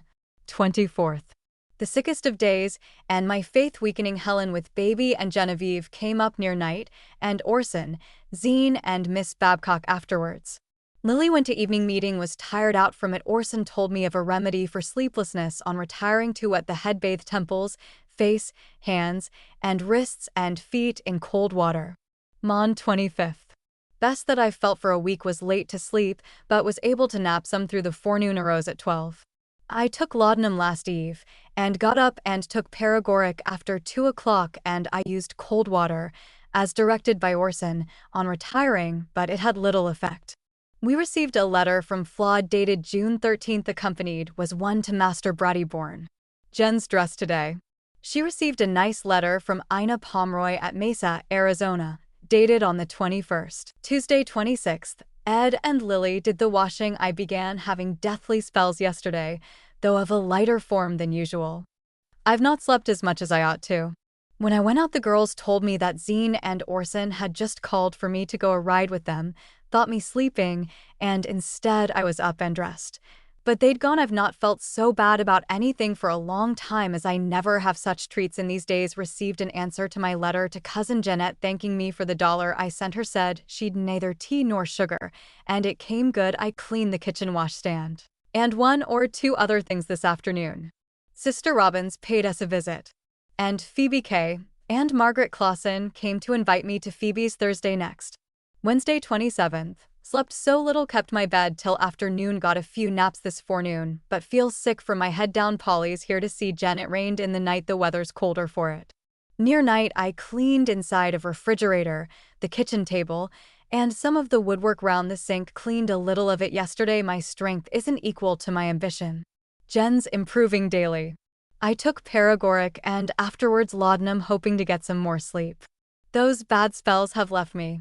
Thursday 28th. Got to sleep after 12. Cough kept me from sleeping, but after that I slept good and arose after 9 feeling much better than usual. Went to visit at Phoebe Kimball's. Had hard work to walk from car over a block, lamed my back. Margaret Clausen and Phoebe gave me an arm on my return. Ellen Clausen was there, but she's very feeble. Friday 29th. slept better, and consequently feel better. Wrote to Flawed Hent and children here this afternoon. Jen made briskets for supper, pretty smart for her.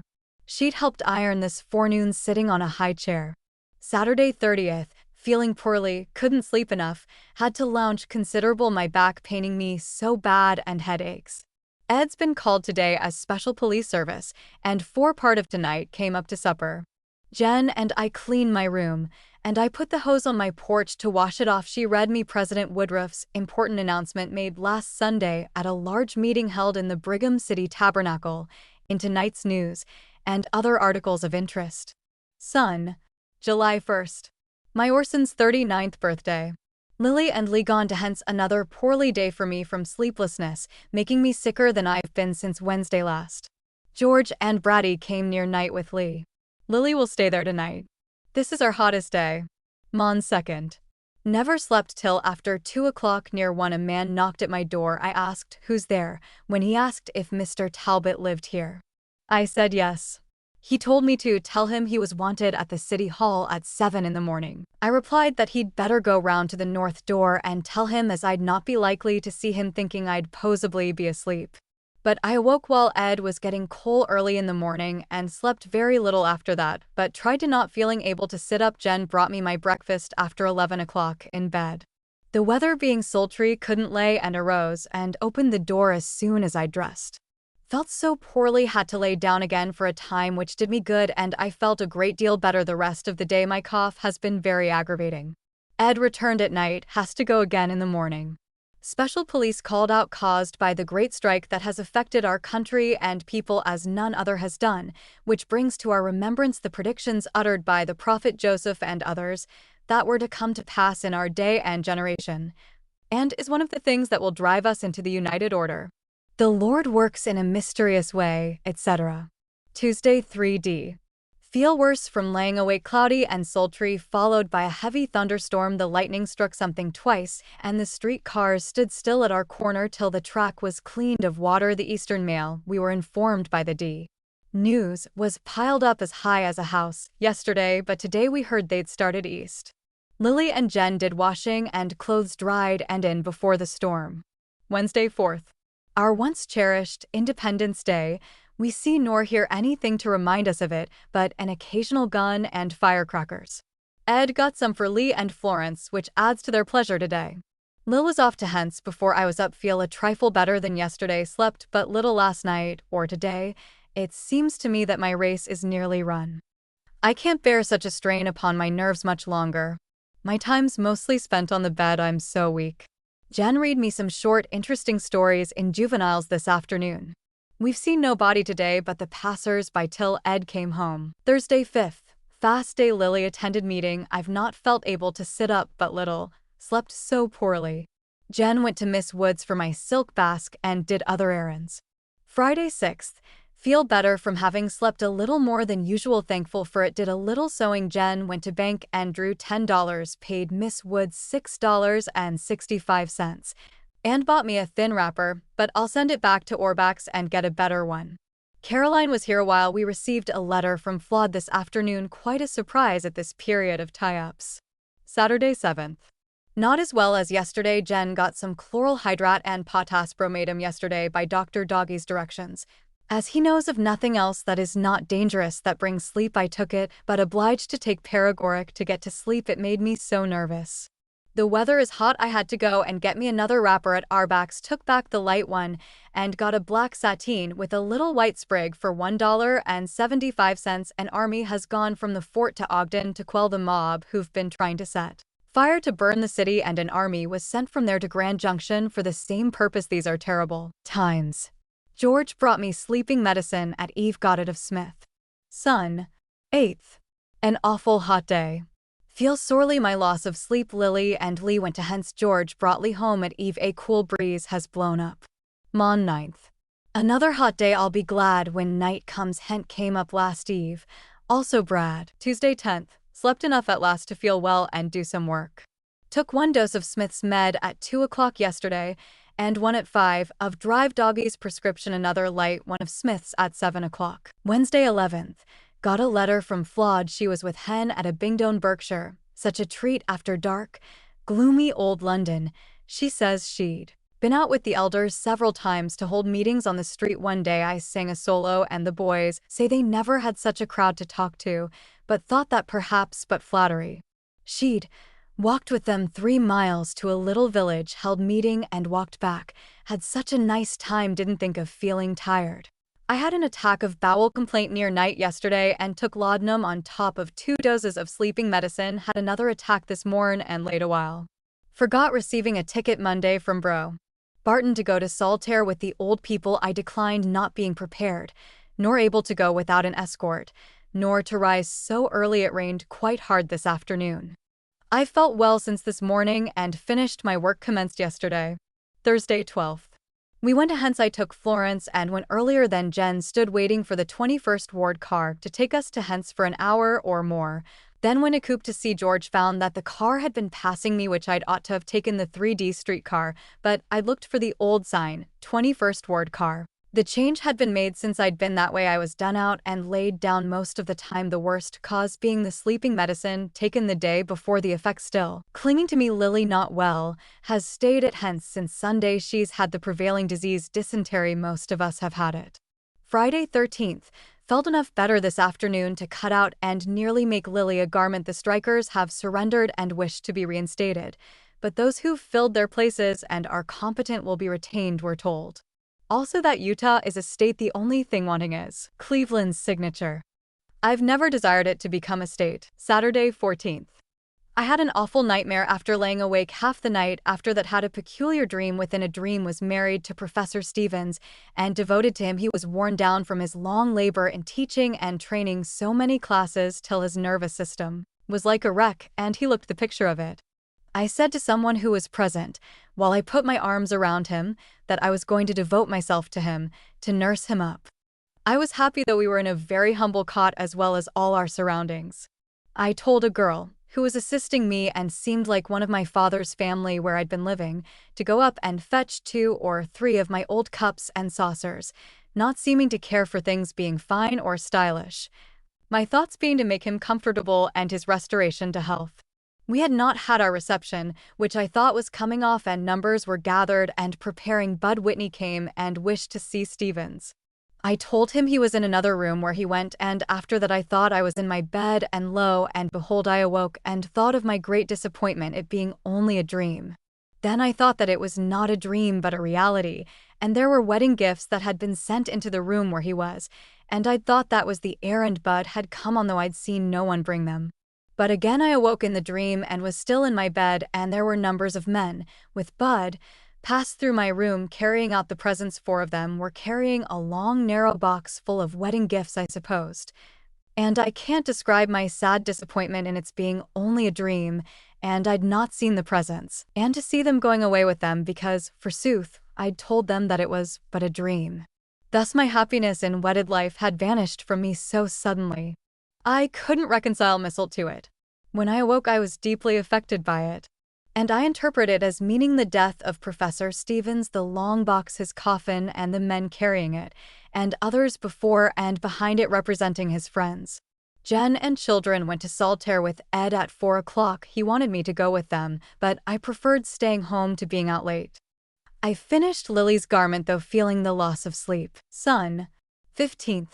Laid awake till after 3 last night. Hent. Lily and children came early and spent the day, expecting Helen and Brad. George took to Park City. It's clouded up yesterday and today and wind blew, but it rained only in the mountains. Jen and Ed and children didn't get home from the lake till 12 last night. She and children were tired out. Mon 16th. Another miserably feeling day. Slept less than ever till this morning. Took parageric and got some sleep, but not enough. Found Jen in bed where she must lay, she thinks, a few days, as she's been flowing so long. I couldn't have slept this morn, had I known it. Sister Robbins came in and sat a while. Tuesday 17th. Felt enough better to nearly make Lily another garment. Was overcome with sleepiness and working, so I had to lay down near night. Utah at last is made a state. Of course the hand of Providence has brought it about at the proper time. Wednesday 18th. Slept good the latter part of the night, but awoke before 5 and slept no more. Arose too early. Was obliged to lay down, but couldn't sleep. Finished the work begun yesterday. Jen was better yesterday, but hurt herself trying to get the flies out of her room. Thursday 19th. Ed was paid and settled part of the debt at Wiscombe's. I've slept better and feel grateful to feel better. Mrs. Watts did the washing. The weather awful sultry. Mrs. Adams called to see Jen and Mr. and Mrs. Riley. Acquaintances of Ed's in Montana called. I'd invited Jen to lay in my bed, my part being the coolest, but she was so much better she sat up most of the time. Mr. Riley was greatly interested in the history of the Mormons. Said he'd like to talk with me all night. He was born and brought up in a near town to Nauvoo.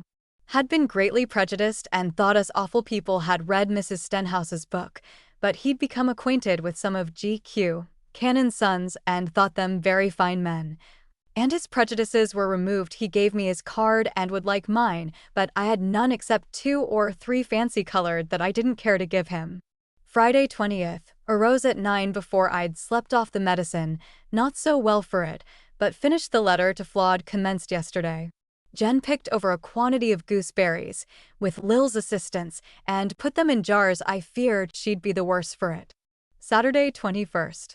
My fears are realized. Jen's worse and sent for Dr. Dog. He wrote a prescription and took it to drug store to have it sent up soon. I've had to clean my room. Hard task. Lily's had a severe headache. Sister Watts is doing our ironing. I helped sprinkle and fold the clothes last evening and bathed Florence for bed. Have attended to watering the lawn this afternoon. Ed went back after supper for my Scott's emulsion. Son.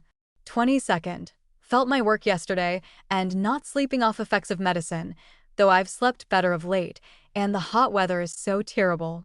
Had a wind storm in the afternoon. Sol paid me a visit, a rare occurrence.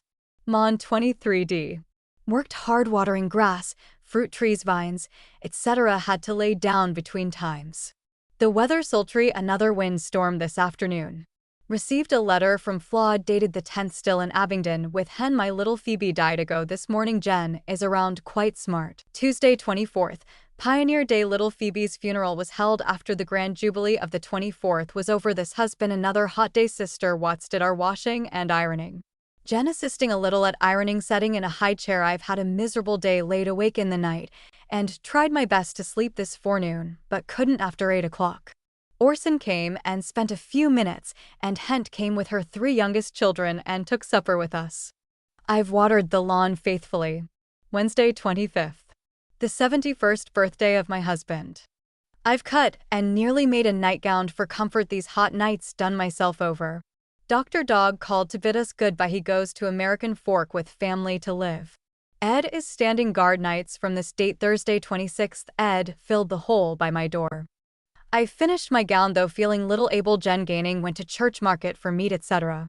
Ed got my kidney medicine. Thursday 26th. Ed took us all to Saltaire. Witnessed a girl perform wondrous feats, lifting numbers of large men upon chairs without closing her hands, and 2 or 3 of them would lift her and then try it again, could not move her. She tried some little children and found one girl that received her power, and a number of big men couldn't lift them from the floor. The girl discovered this power when quite a child. It's astonishing. Sol's family went and we lunched together. Sol came on a late train. They stayed till 11 o'clock. We returned early, got home at 9, and thankful I was in pain, being tired before we left home and sick till I got a hammock to lay in. Friday 27th. Commenced having deathly spells at early morn. Had them off and on all day, and my eyes swollen, the right one sore from wind blowing so strong too, and from the lake yesterday. Saturday 28th. Those deathly spells have about ceased. They've been worse than previous ones. Lily swept the parlor and she and Jen dusted. And I washed the window kills, etc. Hent and children came towards night. After supper I went to sweep my room, and Hent took the broom and swept and dusted it for me. Was grateful for the same. Jen's not able to sweep, and I miss her help very much. Lily not feeling as well as usual. Jen went to town before I was up, for meat, etc. Son. 29th. Laid till 11 trying to regain the sleep in the night, but all in vain. Wrote part of a letter to Flawed. Went to evening meeting, enjoyed it very much. First I've attended since sacrament was administered at evening meetings. George came out to meet me on my return. He'd come home with Lily. She'd been to meeting in 21st Ward with Hentai.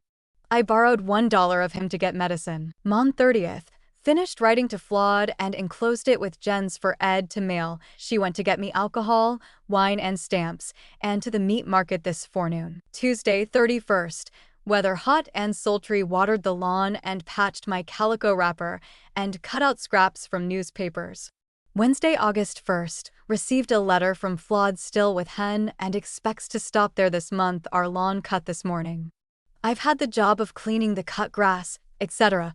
from paths. Hurts my back, or I wouldn't care. The day's hot and no rain, though there were 2 low thunders and a cloud in the east. Bro.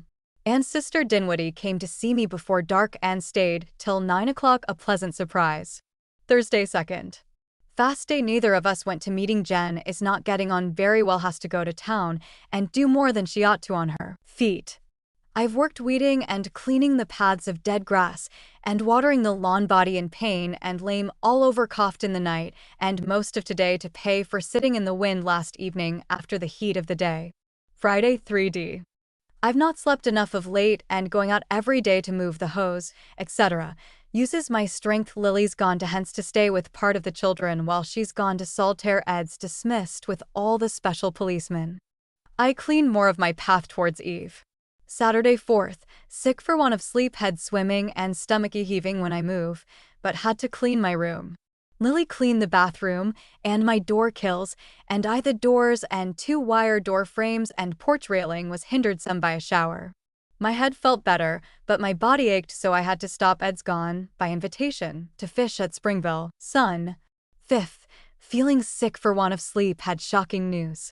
George came to tell us that Ella Decker was dead and had left a little girl. She'd been sick 3 days, and all went right as far as was known by Rachel Simmons, till she went into convulsions, and nothing relieved her but death.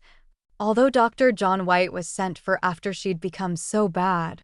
He pronounced it Bright's disease, but I've doubts about that. Jen and I went down after noon, everyone overwhelmed with this unlooked for event. So sudden it was a shock to me, and what must it been to them?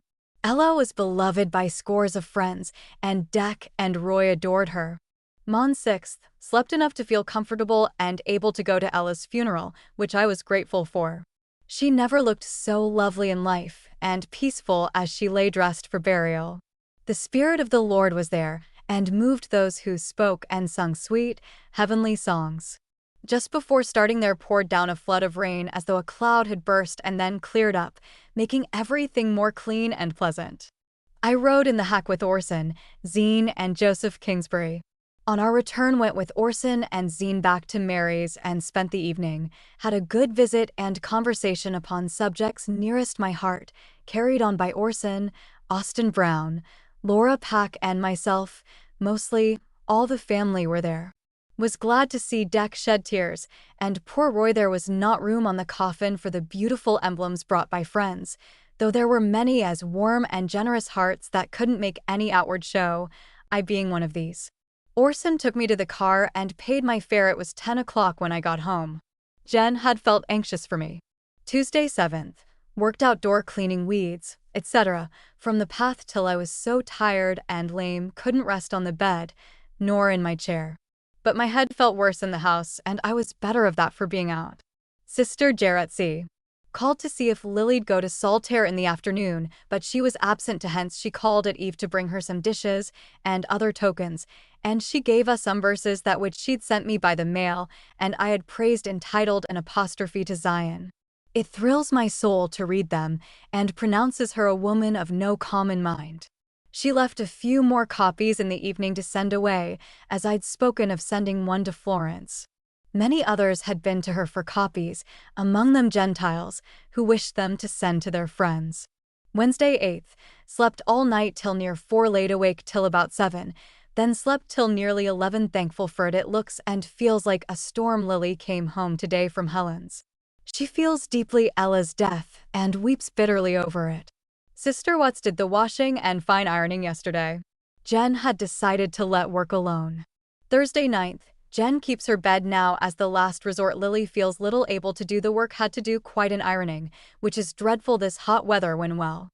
I cut out scraps and assorted a lot of papers and fixed 4 parcels to send away and attended to watering the lawn, tired out. Friday 01th 10th Lily was taken before daylight with an awful headache and had it all day, poor girl. What wonder that life has so little inducement to her. Or that she wishes she could have gone instead of Ella. Few have shed as many tears of bitterness and hopelessness in this world as poor Lily, and gone unpitied only by a few outside of those who've witnessed her suffering and know what's caused it. O Lord, bless us, I pray, with hope and faith and patience to bear up under the trials that's for our good and future exaltation. Saturday 11th. Sick from insufficient sleep, couldn't do any cleaning of my room till nearly night. Lily did a little dusting for me. My cough's very troublesome. Jen was taken this afternoon with numbness and felt as if she was dying. She still looks deathly pale and feels sick as death. She sent for Orson, but he was not at home. Lee was told. Ed wrote to Dr. Dog today. I've said all I could to persuade Jen to write to him, but in vain till now. She's got so bad. She's been better since taking some wine. When feeling them coming on, takes a swallow. Son, 12th. Feel poorly, not sleeping enough. Jen's better, but weak. Lou Barton with baby came and spent afternoon. I wrote a sheet to Flawed. George here this morn. Mon 13th. A trifle better. Jen came into my room and laid on my bed a while. Sister Paramore, her daughter and sister and 2 children came, and others, and Helen and 3 youngest children came near night, bringing letters from Flawed. She has not felt so well since the shock she received at hearing of Ella's death. Jen was so nervous after they'd gone, couldn't hold herself still, caused by so much talking and noise of children. I finished my letter to Flawed. Tuesday 14th. Stayed in Abed till 11 trying to sleep, but in vain. Still am better than usual. Sleeping the nights pretty good. Washing done and some of the ironing. Relief Society teachers called yesterday, the meeting day. I donated $1 for the poor in tithing order. Sent for carpenter's son back to fix my carpet sweeper. When he brought it back, I asked what he charged. Nothing, he replied, or when I wanted him to do something else I might give him 5 CTS for this. Jen better, was in my room and laid on my bed, and we sat on my porch at eve. The nights are lovely. I've been tired all day attending to the watering. Wednesday 15th. Awoke before 6 when Lil arose. Couldn't sleep after, though I tried, felt it badly. Went to a meeting of Relief Society of the 18th Ward at the chapel. Only a few were there, though the notice of it had been put in the news. Orson, Bro, Barton and Brother Nuttall were there. It was to reorganize the society. Those of every ward have been, or are to be. It was of great importance to all females of this ward, members of this church, to be there and become members of this society. Thursday 16th. Awake late and feel badly as usual. Took some paregoric twice, and not slept off the effects. It's rained in the mountains and a slight sprinkle fell here. Quite a cool wind blowing. Wrote some to Florence. Jen improving. She can't read, nerves won't bear it, so we have to read to her. Water Master has restricted us to watering only morning and evening, a certain time allowed, so I'll be saved the task, that much gained. Lily completely done over. When supper was got, I administered to her before prayers.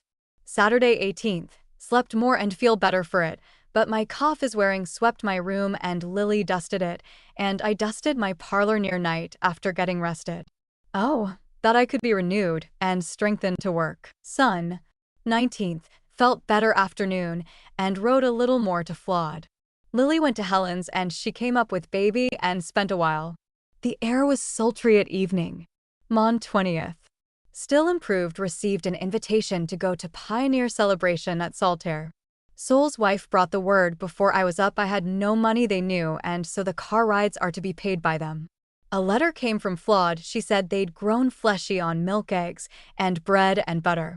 Hen's clothes were so tight, he looked so funny. She said she had sent my birthday gift by Bro Johnny Owen, and he arrived home yesterday, but has not called on us. When Caroline, I and children arrived, near 2 o'clock. At depot we found it impossible to enter a car, all filled, but the presidents, he and his counselors, etc., soon passed, and G.Q. Cannon saluted me with, "How is your health," etc. He soon returned and invited me to follow him. I introduced Soul's wife and children when he invited them, and grateful I was for the ride on cushioned seats, and to meet and shake hands with President Woodruff. Uncle Lorenzo Young, who stopped before sitting to shake my hand, and numbers came to me in the car. And many an old friend did likewise on arriving. Bro Cannon asked me in the car, which was the oldest, WM or me, as he and Robert Burton were talking of old times. Robert and I talked of old times and of WM, and Mary the first told him that Mary had some excellent qualities and would be saved. This he readily admitted. I was met by WM among the first at the pavilion, and he took me to a seat with his wife, cousin Naoma's daughter, whom I'd never seen since a child, and Mary and Sprague. We were near the stand, but unable to hear what was said by the pioneers, but the band and firing off the big pioneer cannon was heard for certain. The cannon startled many women and children. I was startled occasionally. We had an enjoyable time, but I was tired out walking and standing and glad to get home about 9 o'clock. Tuesday, 21st. My body lame, have nothing more to complain of, only tired. Reading. Jen read Orson's sermon delivered at the Tabernacle Sunday the 12th of August. I read President Woodruff's remarks at the Weber State Conference, Ogden, July the 15th, on Revelation and Judgment. Wed 22nd. My 66th natal day, and a miserable one it's been from too little sleep last night. Towards eve I felt better. Deck called, and Mary Whitney came with some cake for my birthday, and my present, a rich black silk apron from my dear Florence. It was brought by Johnny Owen, who sent word that he'd come up when he'd time to spend a while and tell all about Hen and Flawed. I went over to Souls, as it was my birthday, I told him, when he gave me a kiss. Ed out on police service last night. Thursday, 23d. Another poorly feeling day, not slept enough. The cause Sister Peyton brought a ticket to Lily to go to the lake tomorrow, and we bought one of her for me to go. Jen and children also go. Ed got his pay. Friday, 24th. I had a poorly night. Ed bought my ticket as I declined going to Garfield. I went to the funeral of Bro T.N. Olson and heard comforting words, and him at the close was rest for the weary soul. Orson called on his return from the grave and talked a while, found me on my bed where I laid most of the time after coming home. He opened his heart to me, telling of some of his troubles, some reminding him very forcibly of the trials of his parents while raising their family, which makes him feel for them. He said his conscience smote him for not coming more to see me and have Zine and children come, and he'd told her so. I confessed that I'd felt it for the children to grow up and not know nor care for me nor any of his sisters. Seeing so many dying off makes him fear that others, nearer even than Ella, may soon pass away. Death is taking many of our friends. Saturday, 25th. No better, waited late before sweeping my room, etc. Jen dusted and Lil washed steps, etc. Seeing how badly I looked, and I felt as though I'd like to die just at that moment. My body was in such pain, and my days miserable from insufficient sleep disheartens me. Jen's improving, but Florence is sick, has a high fever. This evening we're having hot, sultry days. Lute and Johnny Owen visited us in the evening. He told us some interesting things of Hen, Flawed, and himself when together on their missions. Told some of their trials, and of their good times intermixed. Son. 26th. Florence was relieved by her bowels running last night. Looks badly. Ed and Jen took the children a ride down to East Waterloo. Had to go to Drugist's for medicine for Florence, and the out helped her. Jen was going to meeting with me at the chapel, but Florence cried, so she was forced to give up to her. I went and enjoyed the spirited remarks of Rule Wells and the reading of Revelation on our duties when any are sick, to call on the elders and use mild herbs, etc. by Bro Patrick. The benches were not nearly filled. Orson had been called somewhere else to preach. Mon 27th. Felt some better than yesterday. Finished a letter to Flawed commenced yesterday. Made headache worse. Jen wrote to her also. Ed engaged a special. Orson's little Margaret came over alone. Said Auntie let her come, her papa and mama, and Miss Babcock had gone to Logan. Tuesday, 28th. Laid awake over 2 hours after 2 o'clock, but slept afterwards till nearly 8. Felt so sick, laid till 10. My head ached, and I've been more lame all over.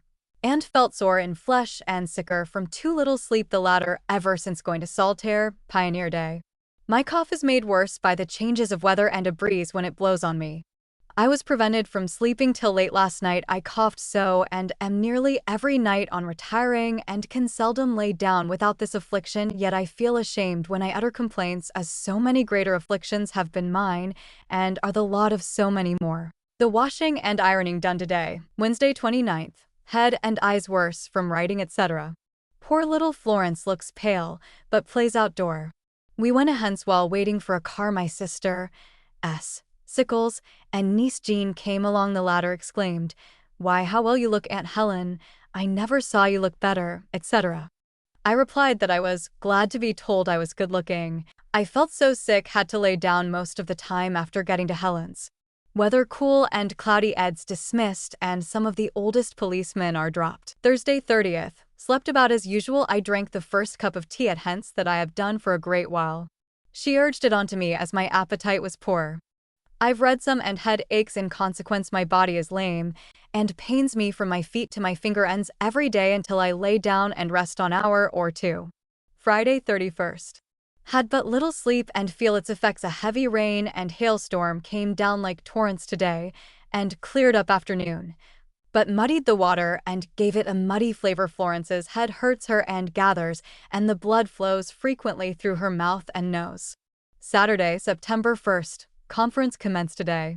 Feel about as usual, managed by numbers of trials to clean my room. Got Lily to wash bathroom floor. Jen has put up a lot of tomatoes. Had another rainstorm this afternoon. Florence has a swelling on the side of her neck, and Jen applied linseed poultices. Sun. 2nd. Weather lovely. All of Orson's children, but Race, came and stayed a while. Helen and Genevieve Bourne came soon after, bringing some peaches, hence sick, and been in bed 2 days with the cold she had over a week ago. She sent me a bottle of Margot's beer. Lily walked to evening meeting at Tabernacle with Sister Peyton. Her son-in-law and family be in the car that brought them home, paid their fare. I wrote part of a letter to Flawed at Eve. Ed cooked dinner and made a big batch of lovely bread this forenoon. He went to consult Dr. Beatty as Florence's neck has swollen on the other side. He told Ed to put lard and turpentine on it instead of linseed poultice. Thought it a cold, but couldn't tell what it might result in, to let him know if she got worse. Mon 3D. Had deathly spells all night and also today, making me feel dreadful, but I had to finish my letter to Flawed. Florence seemed better this morning, but worse afternoon. They gave her a bath last eve of wild sage boiled up. Ed went for the DR again, but he was out, so he left word for him to come, but he never came. Jen said she'd prayed that he might not get him if it wasn't for the best, and I was thankful. Little Helen brought us more fruit. Tuesday 4th. My nerves prostrated, though I've had only 2 bad spells since last eve, the only ones today, but they've been so much worse than for quite a long while before. Polly Watkins came to see Jen. She thought baby had typhoid fever and advised Jen to have a doctor. She thought, like me, that Mrs. Dr. Van was the best to doctor a child. Ed went for her. She thought it a bad case of typhoid. Her bowels are bloated badly. They ought not to be, as she eats nothing. She ordered cotton batten to cover her bowels and up to her neck with sweet oil and turpentine on it, in addition to the other medicines, and the cotton batten to be changed daily. Wednesday 5th. Weather cloudy and cold, only as the sun comes out. Florence slept good and her fever is lighter. Washing being done, I'm better of those spells, but they've prostrated me in body and spirits. My head has ached yesterday and today from trying to work on a dark dress to mend it when not able. Went in the car afternoon to see Orson's family. A hailstorm came on and rained hard. Orson went to his prayer circle and said he'd have little Florence prayed for. They all tried to have me stay all night, but I couldn't content myself to when Florence was so sick. When I went down, the sun was hot, but raining when I returned. Thursday 6th. Forgetting to take sleeping medicine yesterday. Was awake till after 12. Took paregoric before dark and again after 11. Better today, but back very weak and heart heavy. Effects of those deathly spells. Spoke to Dr. Van about giving me a sleeping draught. She fixed a powder for me to be put in half a glass of water and teaspoon full taken every hour this afternoon till 5, when I'm to take it every half hour till bedtime. Sent by Ed for wine to fix Lily's beef and iron. She's poorly, has cold sweats and palpitation of the heart, very nervous and tired out every night. Works more than able. Ed does a great deal to help, makes their beds, cleans Jen's room and dining room. and makes bread and helps Lily when at home. Florence is more fretful and rather better. She cried to sit in her chair to dinner, and then cried for pie crust cakes. DRs forbade her taking anything but milk. I gave Ed a check yesterday on the state bank to draw $40. He paid my taxes $35.41 and 80 CTS at drugstore, and got 50 CTS in nerve medicine. Paid $2 that I owe George Bourne, leaving me only a few CTS. $22.50 is all there is left to do me 3 months, but the Lord will provide for me. Sent by Ed this morn to get 35 CTS worth of wine for Lily and fixed her bitters. Received a good letter from Sister Pomeroy at Mesa, Arizona. Friday 7th. Had no sleep till after 2 o'clock. I took paregoric and slept most of the time till 8 in the morning. Returned to my old medicine. It rained most of the night and isn't over with yet. Florence is slightly better, but cried herself into a higher fever wanting bread. Jen gave her a little and she ate a mouthful or two. Ed expects to go to Ogden tonight on police duty. Saturday 8th. Slept good and cleaned my room with more ease than I've done for months. Was tired out when it was done, but after resting cleaned considerable in the kitchen and dining room, etc., as Lily did some ironing, not getting clothes dry for the rain.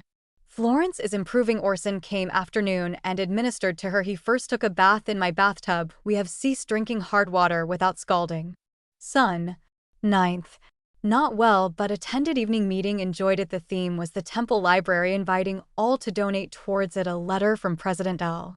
Snow upon the subject was read by the BP, and it contained a quotation from Book of Covenants upon the saints establishing school in Kirtland Temple and seeking knowledge, etc. From all good books. He spoke very interestingly, and was followed by Bros Patrick and Barton. The singing was lovely, and I was glad to be there and partake of the sacrament. Was early to meeting and went to Orson's. Dimps down with diphtheria, and the nurse had accidentally burned her face with hot grease. Orson tending baby, and Zine doing up the work, not having any hired help, but she was in good spirits. That's half the battle. Mon 10th. Florence getting better. I'm poorly in body effects of my sleeping medicine hanging on all day. Jen's grown stronger, having to sit with baby instead of working on her feet. The weather lovely. Tuesday 11th. Went to Helen's afternoon. Miserable in body though I was. We got a letter from Flawed, mostly dwelling on Ella's death and things of a spiritual nature. I took it for Hent and George to read. Went with her into Alice Calder's. She was giving a party to her little daughter. The weather's still pleasant. Wednesday 12th. Felt worse for want of sleep, and my cough's dreadful. Wind blew, and it rained slightly near night. Florence cried to eat, but doctor forbids the things she wants. Jen's indulged her a little to appease hunger, and she's improving daily in spite of it. We had a heavy rainstorm in the night. Thursday 13th. Felt worse than yesterday. Weather cleared up cold, so I had a fire in my grate and put on flannel dress yesterday sent to Coop by Ed, and got cord to run in my black handbag, which I made of pieces left of my silk dress, and some alcohol at drugstore. Also cough drops. Lily went to Hent's and stayed the afternoon. Florence better. Friday 14th. Though I laid awake from 3 till after 6 and slept but little after that. I'm better than I've been for nearly a week. Cleaned the nickel on my range, etc., and the east window of the kitchen. Went to bed and rested before dinner. Weather cold and a fire comfortable. Jen's put up lots of tomatoes and also some egg plums given us. Saturday 15th. Laid awake till after 12. My cough so bad. Felt the loss of sleep. I swept my room and obliged to lay down. Was in pain and sick, but dozed a little and got up rested, so I dusted my room with ease. Our FAI called as he was passing. I traded 50 CTS with a brother for a toothbrush, paper of needles, tape, note paper, and envelopes. Florence's improving daily. Son. 16th. Spent at home. Wrote some to Flawed. Orson called in to see how we were, and Helen came and spent a short time. Lily and Lee went to her house and stayed to evening meeting. I attended ours at the chapel, but didn't enjoy the speaking as well as I did last Sunday, bro. Nicholson occupied most of the time. Florence gaining slowly. Typhoid is raging. Orson's little Byron is sick, and they fear it's this fever. Mon 17th. I'm suffering daily from insomnia. Finished my letter to Flawed. Mary Whitney called Margaret Clausen, brought her out for a ride, and told me she'd come some day and take me out if I'd like to go. I assured her that I would. A thing that seldom falls to my lot is a carriage ride. Jen has made a lot of tomato sauce. Florence is now permitted to eat more as she's out of danger. Tuesday, 18th. Another day like the rest, eyelids drooping, cleaned and polished, my big lamp tired out completely. This has been a lonely, low-spirited day. Jen tired out tending Florence. She's very hard to please and wants things that Jen fears to give her. Wednesday, 19th. Went to juvenile office to settle up my indebtedness. Bro, Abram said he'd take my books for them. I stopped them, not being able to take them and the news. From their walk to Mary Whitney's nearly gave out before I got there. I spent the afternoon upstairs where LOL has Ella's baby besides her own. Mary, Lute and Johnny Owen were there also. We'd a pleasant visit. I let them read Flood's letter received today, and the one previous to that, which I exchanged with Deck for his, written by her upon Ella's death. They're beautiful letters. Mary walked to the car with me at dusk. Thursday, 20th. Worse than usual effects of sleeping medicine, though I've taken only paregoric for this 2 nights.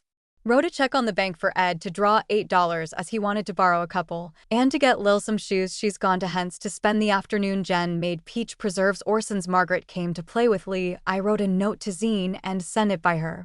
Lee went with her to take a bottle of ketchup that Jen's made this week. Florence laughed, so this morn, we were afraid she'd have a reaction.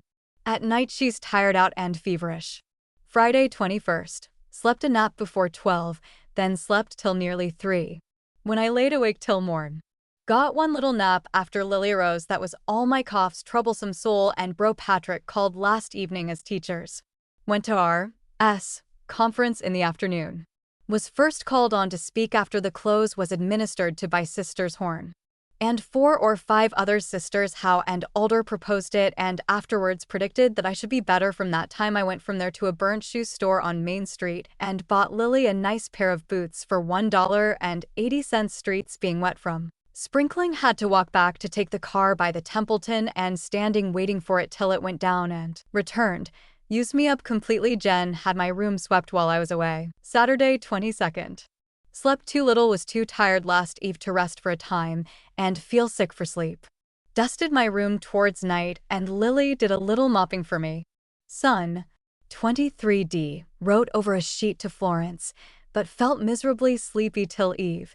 Revived and went to meeting in the car. Sister Reed came, and when she offered to pay, the conductor wouldn't take any, nor did he from me. On our return she was going to pay hers and my fare, but the fellow refused her dime, and she handed it to me. He took it and gave me a nickel, so I was that much better off than when I left home. We had an interesting meeting. Speakers were bros Stan Clausen, Evans, Bud Whitney, and Orson filled up the half hour left. I learned from him that Zine was very sick in the morning with pain in her head, but was better afternoon. He said his house was a hospital. George brought Lil and Lee home after their meeting was over in the 21st ward. Mon 24th. Felt better. Finished the second sheet to Florence. Ed sharpened the grass cutter and cut the upper side of the lawn this afternoon. I feel stronger in body and more cheerful from going to the meetings. Tuesday, 25th. After sleeping from about 11 till after 1 o'clock, laid awake till after 6 this morning. Got a nap and awoke with a deathly spell. Had one in the night and a number through the day. Feel sick from them and very nervous. Arose late. A letter came from Flawed saying they were better of their colds and she was going to attend a Jewish wedding, etc. Wednesday, September 26th, 1894. Salt Lake City. Slept unusually well. Have had none of those deathly spells since last eve, till this afternoon while laying down, tired out from going to town to get me some shoes, and to Johnson's for turpentine, and to buy this book at Marget's and a pencil. Bud Whitney came into the shoe store. I asked if he'd seen the letter in the D. News. Written by Elder A. J. Sear at Abingdon, mentioning Hen, and also Flawed singing at their meetings. He said no, but he'd get it. Elder Sear wrote to the Millennial Star and spoke of the pleasure of Sister Dinwiddie's company the last month or so, it being her vacation, and of the pleasure she and his wife had taken in going out on the streets and helping us with our singing, which has been the means of drawing large concourses of people every Sunday night. As you are aware of Sister Dinwiddie's ability as a vocalist, I hardly need tell you that solos rendered by her were much appreciated and called forth many compliments from the musical fraternity of Abingdon and have had the effect of allaying a great deal of prejudice. This has been a delightful day. Lee is going to school again. Thursday 27th was blessed in having another good night. Jen washed a little, Mrs. Watts being sick. Clouded up and cooled, the atmosphere had a slight sprinkling. I did a little work sewing buttons on Lily's boots, had one deathly spell last night, and two since noon. Storming and cold this afternoon. Sister Janet called, on her way from the temple, and invited Lily home with her. I'm more poorly from those spells, etc. Friday 28th, slept good, but feeling weak and affected by the gloomy weather. Wrote a sheet to Sister Pomeroy in answer to hers, which helped me forget my surroundings. Lily and Jenny not feeling well. Saturday 29th, another good night and feel grateful for it. Cleaned my room, and after resting wrote another sheet to Sister Pomeroy. Jen took Florence to a party given little Katie Adams by her mama. At 1:30, cute little cards were sent out, and Katie cried because she didn't have one, but was pacified by one being bought and given her. Florence enjoyed it, and not being able to eat the nuts and candy, etc., brought them home and divided with Lee. Sunday 30th, about as usual, disappointed in not going to evening meeting, weather cold and wet. Jen went for the first time for many weeks. Apostle Brigham preached. Monday, October 1st, stormy and cold, felt comfortable till doing some mending, obliged to lay down. Ed not getting his pay. I gave him a check for $5.25 to get a ton of coal, and he'll replace it in the bank. He received his pay after drawing the check. He and Jen went to town at Eve and brought me 3 bottles of emulsion, which I'd been without a month. Also my kidney medicine, not feeling able to get them. Lily is feeling sick, griping, etc. Ed's been sworn in as special policeman during the fair and conference. Tuesday 2nd, rained last night. Our washing done by Mrs. Watts. My supper disagreed with me, made me feel sick last eve, and today I slept more than usual, but not sufficient. Lily looks pale and feels weak from bowel complaint and headache. Wednesday 3D, not feeling well, but better. Afternoon, took pills for my disordered stomach. A letter came from Florence. They'd had a glorious conference. She'd written to Garcia saying she was ready to resume her lessons. I wrote nearly a sheet to her. Helen and little Helen were here near night. Lily went down there, being wild to see the babies. Ed has got a uniform lent him by friends. Thursday 4th, I attended fast meeting and fasted. Went and paid 25 CTS donation and gave Orson Florence's letter, went to his house and took dinner. His little Byron is not doing as well as Dimps, is very fretful and hard to take care of. I went from there to R.S. conference at Assembly Hall. Wasn't called to speak, quite a relief. Was invited by Sister Alder to visit at her house Monday next. She said she'd get Sister Horn to fetch me. Another meeting was held at Eve, but I was perfectly tired out and going to coop afterwards to look at a stove. My back pained me, so I was glad to get home and lay down. Lily attended fast meeting and went down to Mary Whitney's to spend the afternoon. The first time she's been there since Ella died. She came home with the worst headache she's had for a great while, caused by her feelings in a measure. Friday 5th, finished letter to Florence. Jen wrote her and enclosed a pen and a flower from little Florence. Conference commenced today. I should gone, but the letter must be mailed today. I'm stronger than I was yesterday. Saturday 6th, felt miserable, the effects of sleeping medicine remaining on me all day, the first time for over a week. I cleaned my room with the exception of washing hearth and doorsteps and bathroom floor, which Lily did. She took quinine pills and been free from headache today. After resting, I mended her dress and fixed myself a garment. Jen started for conference, but failed to get there by going to Mary Whitney's. Lily went yesterday forenoon and afternoon.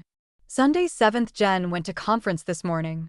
And Lily and I afternoon had to sit so far back, hardly heard a word of Apostle Richard's address. The presidency and other officers were first presented.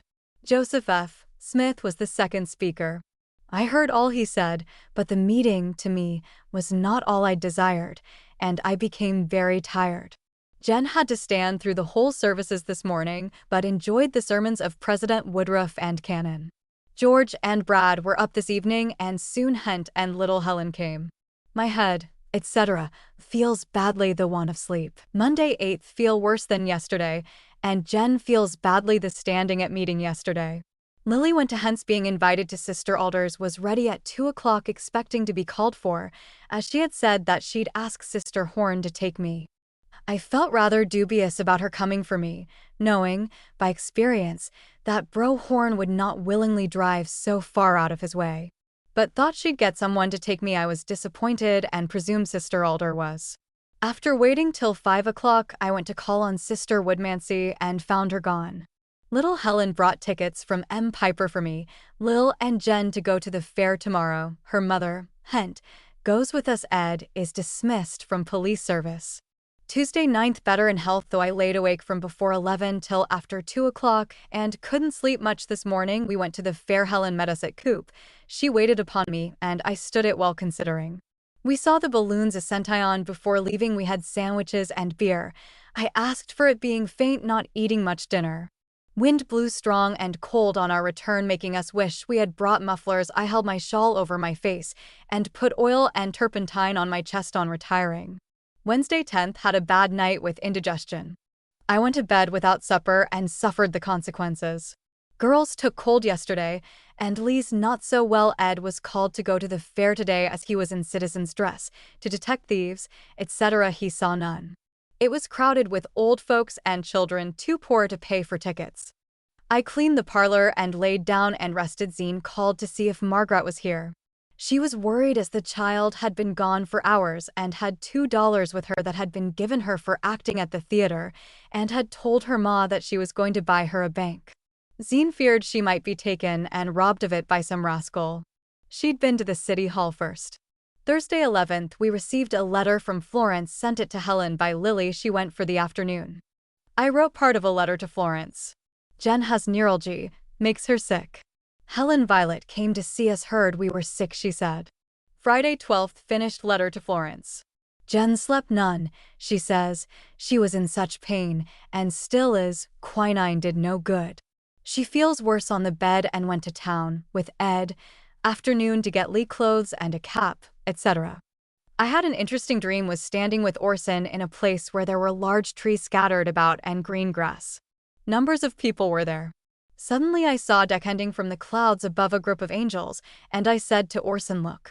As they drew near they proved to be children of various sizes, with a man in the center.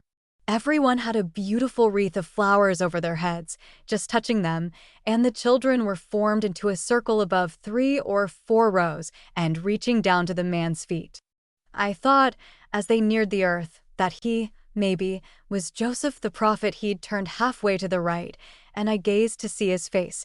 But when he turned to us again I saw that it was a Scandinavian brother with a round fair countenance, who had died a short time before. And when they stepped upon the ground I went up to him and inquired if he'd seen my father and mother. He said yes. I asked him other questions, and also of 1 or 2 children. They answered only a few, and I forgot what they were. They scattered among the few people that were there till near night. They appeared to be preparing to leave. Orson and I took it as a sign of the great and glorious things foretold us by prophets, that were beginning to come to pass, which filled us with joy. I slept and feel better. Saturday 13th laid awake latter part of the night, and was sick in consequence, but cleaned my room towards night.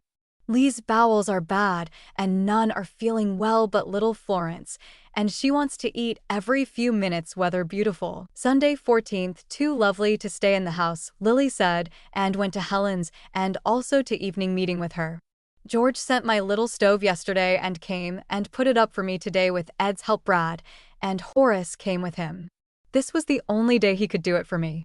I went to evening meeting. At the close I was introduced to Bro Kelly, brother to Roan Kimball's wife, and he introduced me to Sister Frances and daughter, which was a surprise, not knowing that they had arrived. This was at 3 o'clock this morning.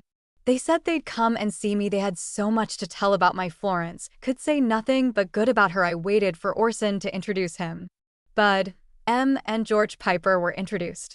I told Orson how good Sister Frances had been to Florence, what friends they'd been since they met in London, and she hoped we'd manifest the same to her. He assured me that he'd do his best. Monday 15th slept good, though awake some time after midnight, but slept enough to feel well, and I did work enough to tire me out, and my cough was worse for going out last eve. Another lovely day this. Tuesday 16th, another good night's sleep for me was nervous latter part of the night, and awake before sunrise tried to sleep more, but in vain. Before I was up, an invitation came from Sister Mariah Dougal for me to come to her house at 4 o'clock, the first presidencies to be there, and presidents of relief societies. Wednesday 17th, feel better than yesterday, did some work on my basque. I went to Sister Dougal's yesterday. The brethren present were the presidency, and Apostles Richards and Snow, Bro Taylor husband to Sister Horn's counselor, and Bro Dougal. After taking refreshments, it turned into a meeting. The first speaker was Sister Almira Taylor. The subject first introduced was laying before the presidency the mission of the interesting lecturer Miss, whose work is to elevate and bring the young women and children up to a standard where they'll love and choose virtue instead of vice, etc. And the duties resting upon mothers and fathers and numbers who felt themselves better for the things they'd learned by being taught by this woman, bore testimony. They and doctorship in particular manner let out some links on the hidden and criminal acts that were being committed by youths of both sexes, and some were members of the societies of young ladies who were looked upon as the purest and best of women. The Diard had many, not only of girls, but little ones of 3 years, brought to her to doctor. There were other terrible revelations that were shocking and undreamed of by the heads of the church. This meeting was planned to get them where they could talk to them and get their minds and counsel whether to receive this reformer, or, if not wisdom in their years, they would abide their counsel. President Woodruff said if she could do good, etc., he approved of their accepting it. President Cannon said the most. He didn't like the idea of strangers coming here to teach this people whom the Lord had called to be their teachers, etc. Was terribly worked up over the disclosures made. Thought the few lectures of this woman would do very little towards stopping the vices that were poisoning the societies throughout the territory, no more than City Creek could be stopped with a teaspoon, and thought all should be unitedly engaged and take these matters in hand, etc. Bro Joseph F. followed him and told a few striking truths about a few brethren. Some had approved of round dancing, and one came out against him for condemning it. He showed a long epistle that he received from him. Only a week or two after the sermon he preached against round dancing, 2 houses were established for loose characters to dance and drink, etc., and one was so near his home, and to make nights hideous for them. The president asked who was the BP of that ward, and was answered, BP Kessler. He'd never tackled them, though they'd been set up by a man professing to belong to this church. The president had to leave early, not being well of his cold, and he repeated what he'd previously said on that subject. I, as well as all sisters, felt that we'd had an interesting meeting which we would not missed for a great deal. It broke up about 9 o'clock. I was congratulated by numbers that I was able to come out. I was sorry that it happened the day I expected Sister Frances and daughter, and as I missed seeing them, but today Sister Dinwiddie sent Edith up to invite me to visit with them at her house tomorrow. They'll send for me to dine between 12 and 1 o'clock. Lily's taken cold on her lungs and her head feels it. Thursday 18th, felt lack of sleep. Sister Dinwiddie came for me at 11 and waited till I dressed. Sister Frances had her eye hurt with a thorn as she was fastening up a clothesline, and so could not come to Sister D's. Before my return home, she took me to see Sister F., who'd just left her bed, where the doctor told her she must lay a couple of days, though he said it was nothing dangerous, and he fixed her a lotion. They finding me gone when they called to see me made me anxious to see them. At parting, she told me how much I was looked like her dear mother, dead, and her eyes filled with tears. She said my Florence thought we looked alike. She and Sister Frances' father died near together while Henry and Florence were boarding near them, and Sister F. and a daughter were very sick at the time. Hen and Flawed helped to nurse them. They spoke in the highest terms of Hen and Flawed, and of some trials that Flawed had been subjected to, of which she's mentioned in her letters, but put the brightest side out. Friday 19th, had an excellent night's sleep, had a deathly spell this morn. Lily's poorly from her cold. Jen went with Ed to the Palical meeting at the theater. I wrote a sheet to Florence, another bad spell towards night. Saturday 20th, felt poorly from deathly spells, both in body and spirits. managed to sweep and dust my room, and Jen washed the bathroom floor and doorsteps for me. Lily's sick took more cold sleeping with her head to the window last night. Her head and neck pains her, and her cough is worse. Sunday 21st felt no better, and Lily's worse with pain in her head and right side, and bloated so she had to undress retired early. I felt afraid of its being typhoid, was depressed in spirits from having deathly spells though they were not very frequent. I felt that I must go to evening meeting. And did. Where I received great comfort. Ed had been for Dr. Van by my request, but she was out been gone all day. On returning home, I gave her a hot foot bath and put onion drafts on her feet. Jen put hot lard and turpentine on her side, and the same was applied to her throat, where her cough was seated. She'd taken pills. Monday 22nd, Lily's better doctor came this morning, found her free from fever. Her physic operated near morning, and then the pain left her side. It was wind that caused it, and her bloat went down last evening when she passed water frequently. She'd had so much inward fever and hot flashes made me fear it was typhoid. We're thankful for the change. I having to rise earlier this morn. Feel the want of sleep. Haven't much appetite. Did a little sewing. Ed made some molasses candy last eve for our coughs.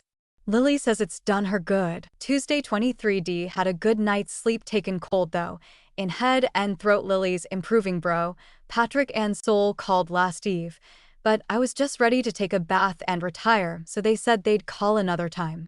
The weather's warm and lovely. We got a letter from Flawed. All's well with her. Wednesday 24th, warm and pleasant, so Lily went to Helen's. I slept good till just before 5, was awake till after 8, when I slept a little, but not enough to feel well. I went a coop to get sewing cotton, and George Bourne gave me some prepared glue and glazed paper to paste around fireplace to keep soot from blowing through. Walked to Arbach's and bought a dozen needs of black silk gimp for silk dress after taking the car Helen got in with Horace and Eugene on their way to see us. Thursday 25th, feel badly from sleeping too little. Arose late, had a surprise afternoon by Grace Thurston coming to see us. Arrived Sunday from her home in Minneapolis. I sewed one row of gimp around my skirt. Friday 26th, another poorly feeling day, sent by Ed last eve, and got a sleeping powder recommended by Grace, but all it did was to make me nervous. I stood it till midnight, then took my old medicine. The effect remaining on all day. I sewed more trimming on my skirt. LOL. Rinders came to see us and we kept her to supper. A storm's been brewing a day or two, though it's pleasant, the wind foretells it. Saturday 27th, felt better. Jen cleaned my room, so I was able to finish trimming my dress. She did all the cleaning and went to town for, etc. Grace here says she's homesick when leaving here. Lily's still poorly, though better of her cold. Sunday 28th, felt about the same. Wrote a sheet to Florence. Weather still cold, or I'd gone to the tabernacle. Monday 29th, finished letter to Flodai and did a little mending at eve. Helen came with a letter to Flawed to get her address just as Ed was taking ours to post, so took hers. Jen went down to market and to Mary Whitney's before noon. Tuesday 30th, warm and pleasant. Arose late and was taking breakfast when Jen saw bro, Dinwiddie and Sister Frances, and thinking they'd call, run into my room and put my bed up and set things to rights. Soon she brought Sister F and made her a cup of coffee, etc. Soon bro, D, came for her. They were in search of a place for her to live. She wants to buy a place in this neighborhood, she said, to be near us and the BP. She told me again how much I was like her mother in my ways and looks, said it with tears, and she couldn't get over her mother's death, which was hastened by the death of her father. She sunk under it and lost her mind, and followed him in a few months, which Flawed wrote me about. Yesterday, we had a new water jacket put in the range. Wednesday 31st, cloudy, and at evening a storm with heavy thunder and lightning. Hello, Annie. Received a letter from Flodai. She must have felt sad when writing it. I've been affected by the gloomy weather, and her humble letter has added to it. She feels the neglect that's been shown her by one she loves. I know how to feel for her, having been similarly treated in the past, when young and sensitive, by some nearest me as kin. Not one of my children can feel a pang of sorrow and be wounded by neglect or otherwise. That does not bring heaviness to my heart when I hear it. Henry wrote her that his feet were sore and bleeding from walking so far to hold a meeting, but that the good spirit made up for it all. He is performing a splendid mission, she writes. Thursday, November 1st, clouds passed away, letting the cheering sunshine into our hearts and home. We all attended fast meeting, but few were there. But the Holy Spirit was more than usually enjoyed. Orson had to go on political duties, but Zine arose and spoke, which was refreshing. I took up my cross afterwards. There was a great scarcity of brethren present. Lily spent the afternoon at Zine's. I did a little work, though my head ached from fasting, but passed off. The weather's grown colder since morning. Friday, 2nd, pleasant and warm. Lily walked over to Helen's and got a ride back with H, who accompanied her to Main Street. Jen cleaned all the rooms but parlor and kitchen. I did a little sewing. Saturday, 3D, pleasant. I cleaned and oiled machine and did some sewing, tiring me out. Ed received his pay and got a load of coal. He and Jen cleaned my windows in both rooms, took down the parlor curtains and shook them of dust. And I pinned them again. Jen did the ironing after cleaning kitchen, etc., and went to market and returned and got supper. Said she was not tired then nor after working in the parlor. She called it Orson's going down. He was off stumping for the Democrats. I've no interest in politics. Sunday the 4th, took a bath and ate breakfast near noon. Jen went to Sunday school. Orson's girls and Byron came and spent a little while afterwards. Emily said her pa came home near morning and knocked for admittance. He was tired out, she said, but attended his Bible class. Weather lovely. Lily and I went to evening meeting. Young missionary from the South, Nicholson, gave some of his experience. George Bourne called at Eve. Jen, Ed and children had gone to call on Polly. Monday the 5th, slept till nearly 3, laid awake till morning, got a little nap and awoke at 7. The day's beautiful. Tuesday the 6th, finished a shermie for Lily and made another. Weather lovely. Democrats and Republicans on the rampage. Unions preached but not practiced in politics. Wednesday the 7th, slept poorly and affected by it all day, but I walked, with Jen's assistance, 5 blocks and took streetcar for Helen's. Lily and Florence were off when I arose at 9 o'clock to tell them we were coming. November 1894. Ed fixed rubbers in 2 faucets in bathroom. Came for us at dark. We spent part of the evening. The Democrats are out, and Republicans in. President Woodruff and councilors voted the Republican ticket. Thursday the 8th, another poorly night's sleep. Received a letter from Florence containing an important dream. A messenger came, Nabby Clausen, telling her that a council had been held in the other world, and they decided that she was to go and tell Florence she was wanted there. She wanted to know something about the other world before venturing. So she went to the window and looked. On the opposite side of the street, she saw houses a few feet above the earth, much like ours, but much cleaner.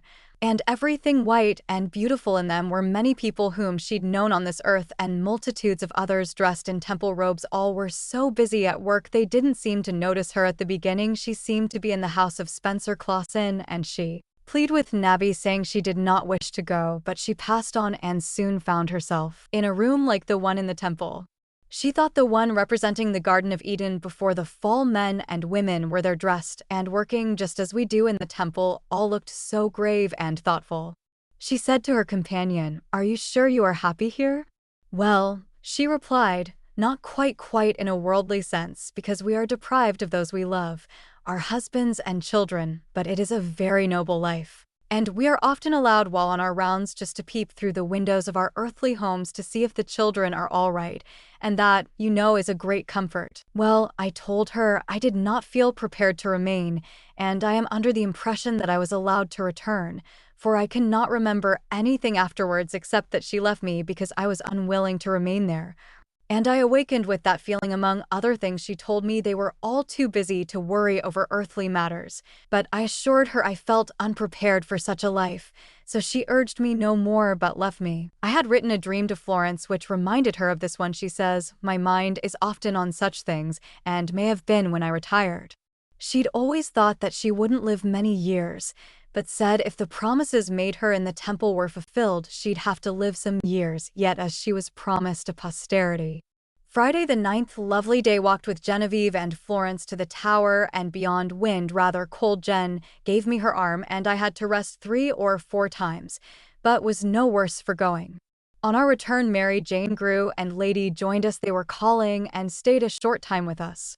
George Piper's very sick with rheumatism. Little Florence has been sick with a cold and kept Jen and Ed awake 2 nights. I've felt miserable caused by my sleeping medicine and writing to flawed. Jenny cleaned my rooms this morning. Finished letter and mailed it with Jenny's to Flo. Saturday the 10th. Little Florence took cold yesterday and had a high fever all night. Jen went to town, got yards of red twilled flannel at tithing store. Sunday the 11th. Slept good until late this morn.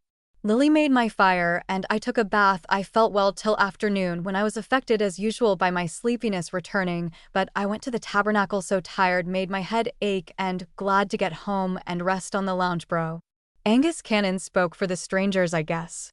I was too tired to enjoy anything but the singing. Orson's girls and Byron and a number of other children came over near noon and brought my silk bag that I lost at meeting last Sunday Eve. Lily and Lee walked to Helen's today, found 2 of the children sick with colds. They walked home, and Lil and Jen went to meeting this evening. Monday the 12th. Jen and I went to Savage's where I sat for my photo. From there to Coop to give George an order on tithing store, walked down that block, and met Jen at drugstore where I got cough drops and clover seed and took car for home. Jen went on some errands. I never slept but one nap last night until morning. I slept some. Tuesday the 13th. A sick day from not sleeping enough. Jen went to Mary Whitney's and other places. Mary's real sick with the prevailing cold, and George Piper still suffering from rheumatism. Wednesday the 14th. Washing done. Lucy W. Kimball and my sister-in-law Wooly and little boy visited us by invitation, as Lucy and I met Sunday at Tabernacle and she promised to come read them some of Flaud's letters. They thought Jen was not very strong and brought along a picnic. I felt better this forenoon but badly in the afternoon. My sleepiness returning made me miserable. Margaret Clausen called to see if I'd ride with her, not wishing to enough to have my company. She invited me to ride tomorrow afternoon. Will be pleased to go. Thursday the 15th. Change in weather, cloudy and windy. No ride today. Arose late, wakeful some of the night, cough troublesome, wrote part of a letter to Florence, caused headache. Jen's got an awful cold, rained a little. Friday the 16th. Pleasant till near night, cold weather. I felt well till afternoon. Finished letter to Florence and Jen wrote some. Last evening her lungs were very bad, affecting her breath. Ed gave her a steam covering her head, relieved her quickly. She did the ironing today though, feeling badly. Helen Violet came up bringing a picture of Vic's Rita which she sent me, and brought Florence some lovely fashion plates. Saturday the 17th. Sick all day, spent mostly in bed. Lily cleaned my room. Jen still poorly but did her work. Sunday the 18th. Slept good till nearly 10 and awoke with a nervous headache, which I can't account for, makes me feel sick. The weather mild and sunny. Jen went to chapel, my head better at eve, and I read a sermon of Joseph F. Smith's at conference and some letters in the news. The day's been lonely. Monday the 19th. Rather wakeful night, felt comfortable till afternoon, have indigestion and poor appetite. Received a good letter from Florence.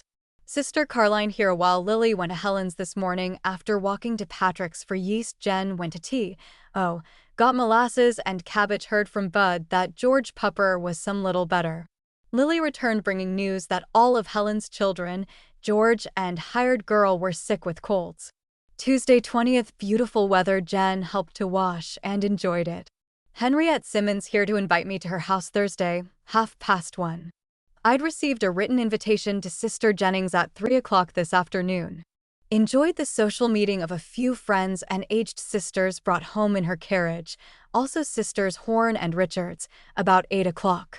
Ed was making molasses candy for me when I returned. Wednesday 21st. Cloudy morning, but cleared off. Lily went to Helen's and took Flaud's letter. Orson came as I was ready for my breakfast. He was expecting a scold for his long absence, I guess, but met the opposite, as I knew how his time was taken up in politics, etc.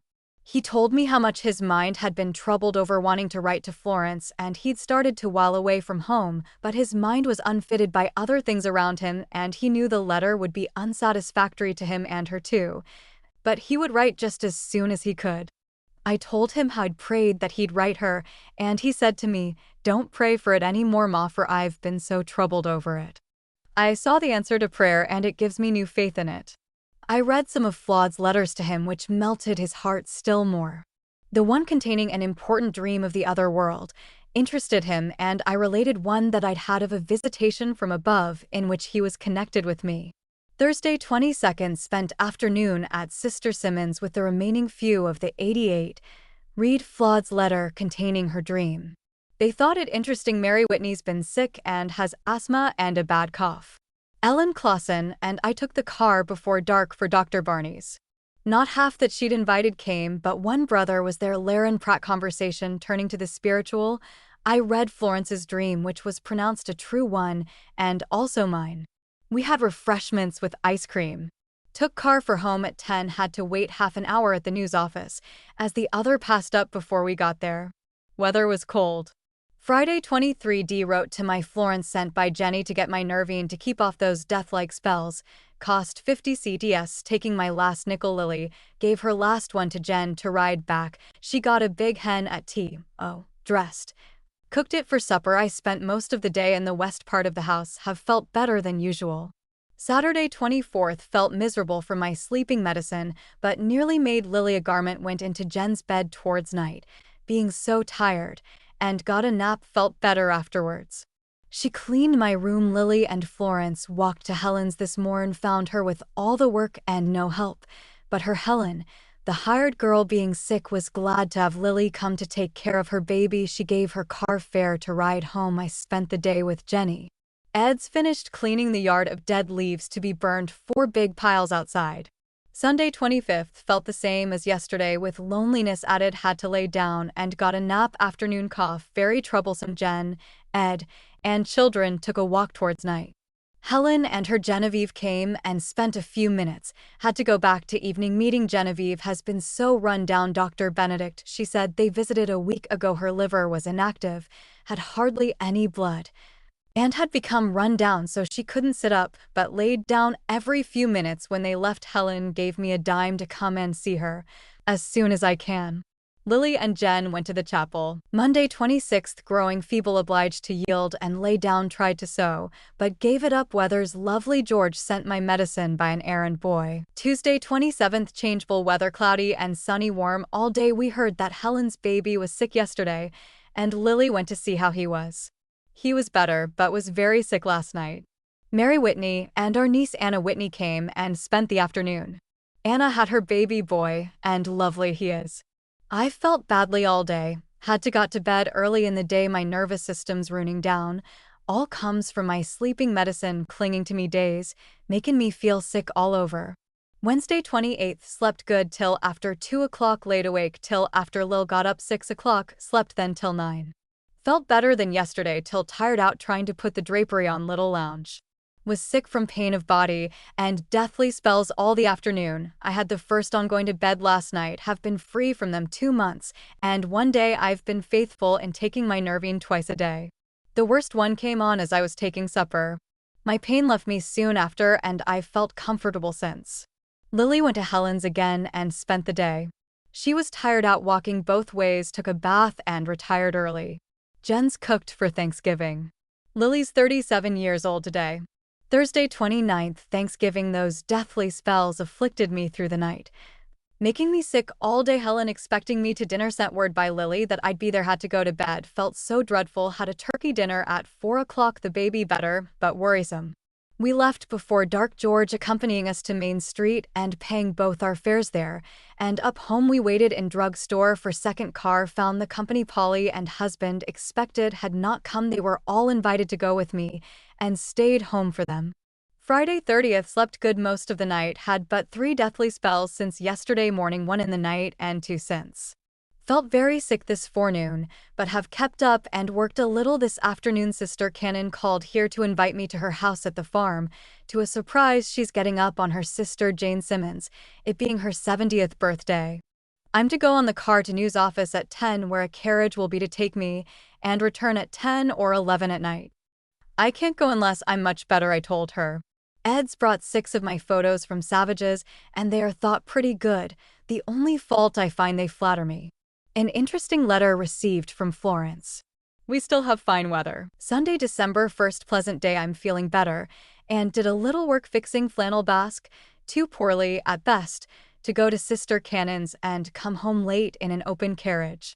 Grateful that I've been free from those deathly spells and also from the effects of sleeping medicine. Sister Evans inquired of Lily when calling to see if I'd any of my books on plural marriage, and I sent her two today, one bound and one not.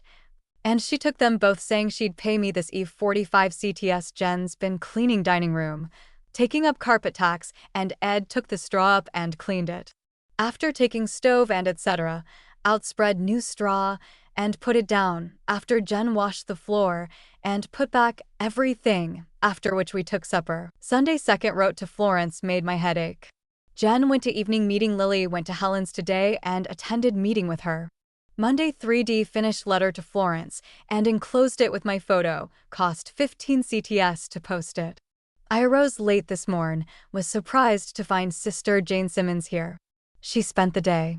Soul's wife called and took lunch with her and Lily while I wrote to Florence. Jen went to take Ed's lunch and took a check from me to draw $10 from the bank, being out of coal, and gave George $1 to pay for Porter. Helen, with baby and Genevieve, came up towards evening. A sister called to bring me a piece of Sister Jane's birthday cake from Sister Cannon. Jane went with her as we'd no bed to keep her. I've taken a cold and cough incessantly. The raging distemper has hit me at last. Jen got me alcohol and turpentine. Tuesday 4th coughed much of the night. Pain in head, face and lungs increased all day. Borrowed quinine of Carline and took 3 doses afternoon. Pain intense with cough and sneezing. Jen gave Lee a little party, this being his 6th birthday, and a lovely day. 2 souls, Helen and Heber. Helen and Brady, born with a little Woodruff girl, were the guests. They had a gay time, took supper, besides what Jen prepared for them: cakes, oranges, bananas, apples, and candy. Inside of one cake was a nickel, which she called a mouse, all breaking them, and Lee was the lucky one. Jen was rather plagued at this, fearing they'd think she'd managed it. The Woodruff girl gave Lee a bag of marbles. Helen and Brady each a nickel, and their pa gave him 25 CTS when he came for them. And also some nice candy. Ed a pair of shoes. I worked a little afternoon, hurt me. Wednesday 5th was sick indeed, half the night comfortable, then till morning coughing made my head pain me, but my face and throat was relieved and I felt considerably better. The quinine, wet bandages, hot lemon sling, and foot bath and physic had good effect. The winter is on us, I guess. Feeling worse afternoon, took quinine and hot lemon sling on retiring. I worked on my flannel dress a short time afternoon. Thursday 6th fast day. Lily went to meeting. I sent 25 cents donation for the poor. I had a comfortable night. A terrible fit of coughing in the morning caused my head to ache. Sunshine's part of the time. My porter came today. Visited by a snowstorm near night, feeling my cold. Worse afternoon, took 2 more doses of quinine, helped me immediately. Worked a trifle on my dress. Jen went to Drugist's for camphire gum and nervine, etc. Friday 7th, everything's covered with snow. Sun broke through the clouds towards noon. A paper received from Beard, Indiana. Spent a poorly and lonesome day. Tried to work on my basque. Saturday 8th, coughed half the night and all day, body in pain, but I worked, being obliged to finish basque. Lily went to Helen's, Jen proposing it, and she cleaned all the rooms, but left mine till Ed came home and took my mattress out and whipped and brushed it. Sunday 9th, cough kept me awake late, and I awoke at 12 and slept no more till after 2 o'clock. Had a coughing spell then, and a worse one this morning. Head aches and eyes bloodshot for working yesterday.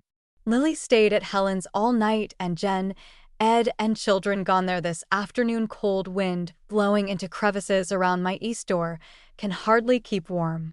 Light snow fell yesterday and today. Monday 10th wrote to Florence, made head and eyes worse, cough all the time. Our washing done in the kitchen, and we'll have sister what's take it home after this. The steam is so unhealthy. Lily has sore throat, presume it's Quincy. Snowed last night and this morn. Cleared up afternoon. Tuesday 11th, slept good after I ceased coughing.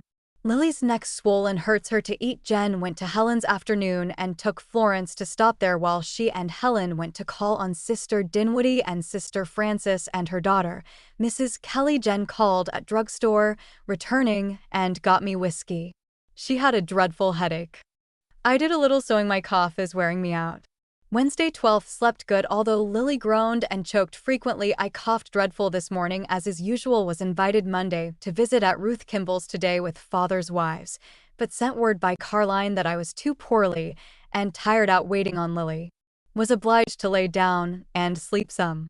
Was better for it today's been pleasant and milder.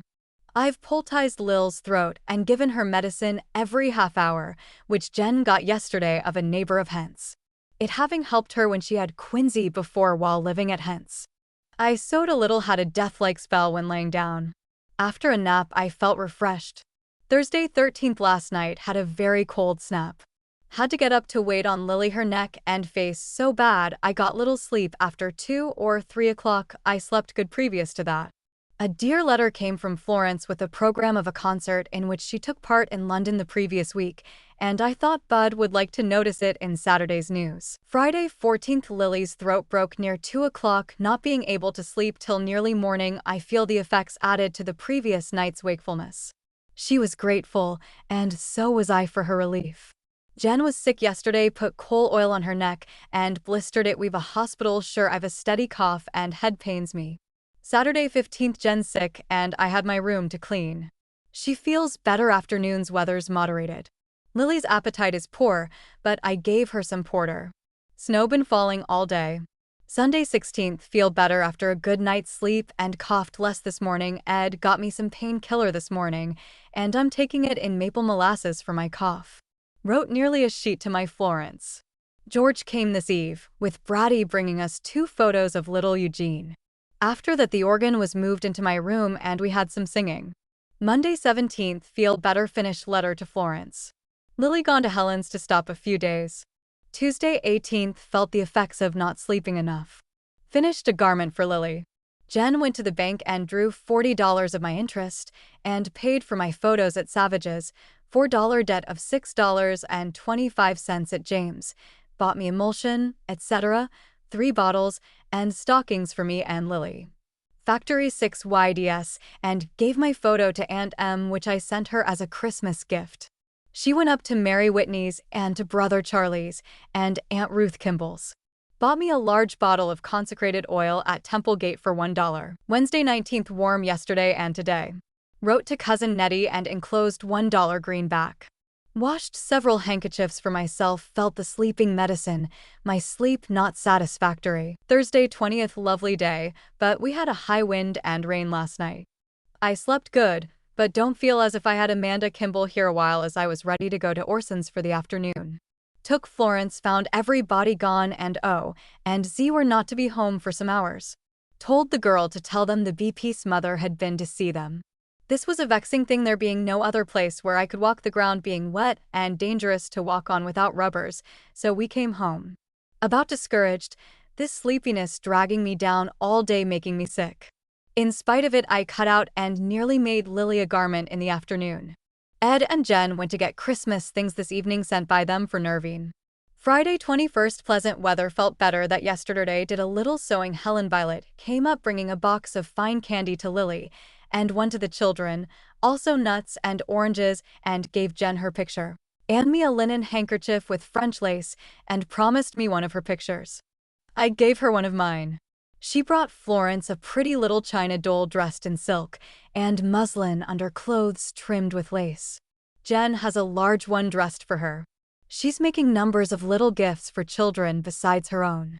Saturday 22nd, day as warm as spring. I felt badly enough, but took Jen's advice to go out. Went to Helen's after finishing a garment, and spent afternoon. Her hired girl can't work for her anymore, and she feels nearly disheartened. Lily 10's baby. She's weak and looks badly, but wants to stay there. Helen came to Main Street with me and paid my fare. We walked down to view Christmas things. Orson was on the 6th Street car when I took it. He's got no work and feels badly still, is so busy he's not had time yet to write Flawed. The news of this evening had the notice of the concert in London in which Florence took part. Sunday 23 ND wrote to Florence afternoon, though feeling badly in body. Lily home from Helen's, goes back tomorrow to help her. The weather bespeaks a storm. Monday 24th, everything's dressed in white, and snow fell most of the day, cleared off before night. I feel sick and disheartened. Enclosed with Flawed's letter a sermon of press. Woodruff's at fall conference and Saturday's news, in which Bud mentions her taking part in a concert in London at the Foresters Hall on Wednesday evening, November 21st, under the auspices of the Primrose League. Florence, he says, is down on the program for 2 numbers, one an Italian selection by Donizet, The other Cowans sung the promise of life. During the evening, the Earl of Denbigh and several M.P.s. made addresses. Received a beautiful card, Christmas greeting, from Drool and Franklin. This is the birthday of the prophet Joseph the 89th, and will be celebrated in several wards in the city this evening. The sun's set lovely. Tuesday 25th Christmas kept my bed till I got a morning nap that I might feel better. Nearly 10 when I had Jen build a fire in the parlor. Orson came before I'd bathed my face or brushed my hair, bringing Emily, Dimps, and Byron. Orson took a walk and returned for them. They each brought me tokens. Margaret had toothache and couldn't come, but sent me a little homemade paper basket with candy in it. I had a handkerchief for each of the girls, and mug for Byron, and my photo for Orson and Zena. Orson said they'd made no presents this Christmas, only to the children. Emily said their room was full of presents from Miss Babcock and numbers of lady friends. Jen presented me with a handkerchief on it she'd crocheted lace, and the children bought coal scuttle for me, but it failed to come. Deck brought me a handkerchief and card from M. Piper, a box of lovely notepaper and envelopes, and a card from Clark, and presented me with a china cup and saucer, saying he didn't want me to miss Ella's present. Tears moistened his eyes as he spoke. I assured him of my remembrance of him in my prayers. If not in gifts, I was invited to eat turkey at Sol's, but as I'd refused the invitation to Helen's, I declined. I preferred staying home alone, as my nerves were weak. Rather than be in the noise of children, Jen, Ed, and children went, and Hent and her Helen returned with them, the latter to stop over tomorrow. Sol and Carline were here in the evening. I read to them Flaud's letter after hearing of Ella's death, and the one containing her interesting dream. Sol said it was a true dream, which all say who've heard it. Orson told me he was going to write to Flaud today. Her gifts failed to arrive, are delayed by storms maybe. I sent my photo to Sol and wife instead of going myself. My daughter Helen brought a pair of quilted shoes with fur around them, for a present from her Aunt George, and a pretty purse from the children. When I gave her my photo, she was never more surprised and pleased, said repeatedly, "I think more of this than I would of $100. I wouldn't take that for it." She brought me some of their turkey for my breakfast. Have felt better than I did yesterday, though I've had a number of spells of stagnation of the blood, but of a lighter form than previously. The day is cold but bright overhead.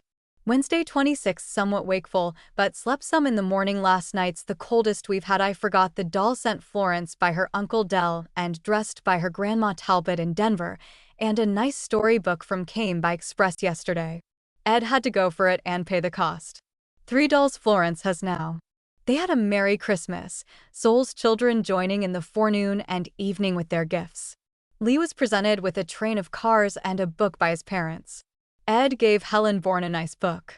Florence's presents from London came today, and an interesting letter, my English cap, a necktie for Helen and Lily, and a fancy handkerchief for Jenny. She related a miraculous healing of herself, went to meeting Sunday, though she'd neuralgia in her head so bad she hesitated about going, but thought of President Woodruff's remarks, "If my head aches for keeping the commandments of God, why let it ache?" So I went. My head grew steadily worse, and during the service I felt I must leave and come home, but I managed to endure it. After meeting, President Morris came up to speak to me, and I asked him if he and some of the brethren would administer to me. After the crowd had gone, we retired to the office where the holy ordinance was performed. No sooner were the words of rebuke uttered than the pain left me, and I felt as bright, and my head was as clear as it could possibly be. I told Bro Morris of this, and he said he felt that it had left me before I spoke. "Sister Dinwiddie," he said, "you certainly have the gift of being healed, or you the gift of healing," I said. "Well," he said, "there are some people I cannot administer to, but it is always a pleasure to come to you because we feel that you have faith." She was fasting the day she wrote this, Sunday the 9th of December. Thursday 27th, wind whistles around my parlor sounding dismal. I've sat here since Christmas as it's warmer and the weather is biting outside. I've felt worse from sleeping medicine than usual. Cut out and worked a little on a nightgown for Lily. Helen Bourne came up to go with the children to a Christmas entertainment in our ward schoolhouse. Florence, being the only one to attend Sunday school last Sunday, received a box of blocks with the alphabet off the Christmas tree. Faye Whitney called at Eve and took supper with us. He was passing on Bucinus. Said Dolph's wife had slipped and hurt her back. Dr. Benedict was called. Dolph is off traveling for some firm, I believe. Fag gave me his picture taken with a companion. On tin, I gave him mine to take to his mother, and one for Emmy Piper. The Christmas cards, from Flawed to the children, came by this morning's mail. Friday 28th, still feeling sick, though not so bad as yesterday. Did some work. Weather very cold. Saturday 29th, Jen swept parlor yesterday, dusted it, and cleaned my room and bathroom, the latter not having been cleaned for the fall till today. I worked afternoon, though feeling wretchedly. Sunday 30th, wrote 2 sheets to my daughter, my head and eyes suffering from working on black, and sick from sleeping medicine. Ed and Jen went to evening meeting. Children stayed with me. Quite a snowfall last night and today. Monday, 31st, last day of 1894. I finished my letter to Florence. Jen wrote her a sheet. Sister Finch and daughter paid us a little visit. I read Dec's letter with Florence's dream in it, and also her last letter telling of her being healed instantly by administration of Bro. Morris helping me to forget my bad feelings last night. I laid awake till the day had nearly dawned, slept late this morning.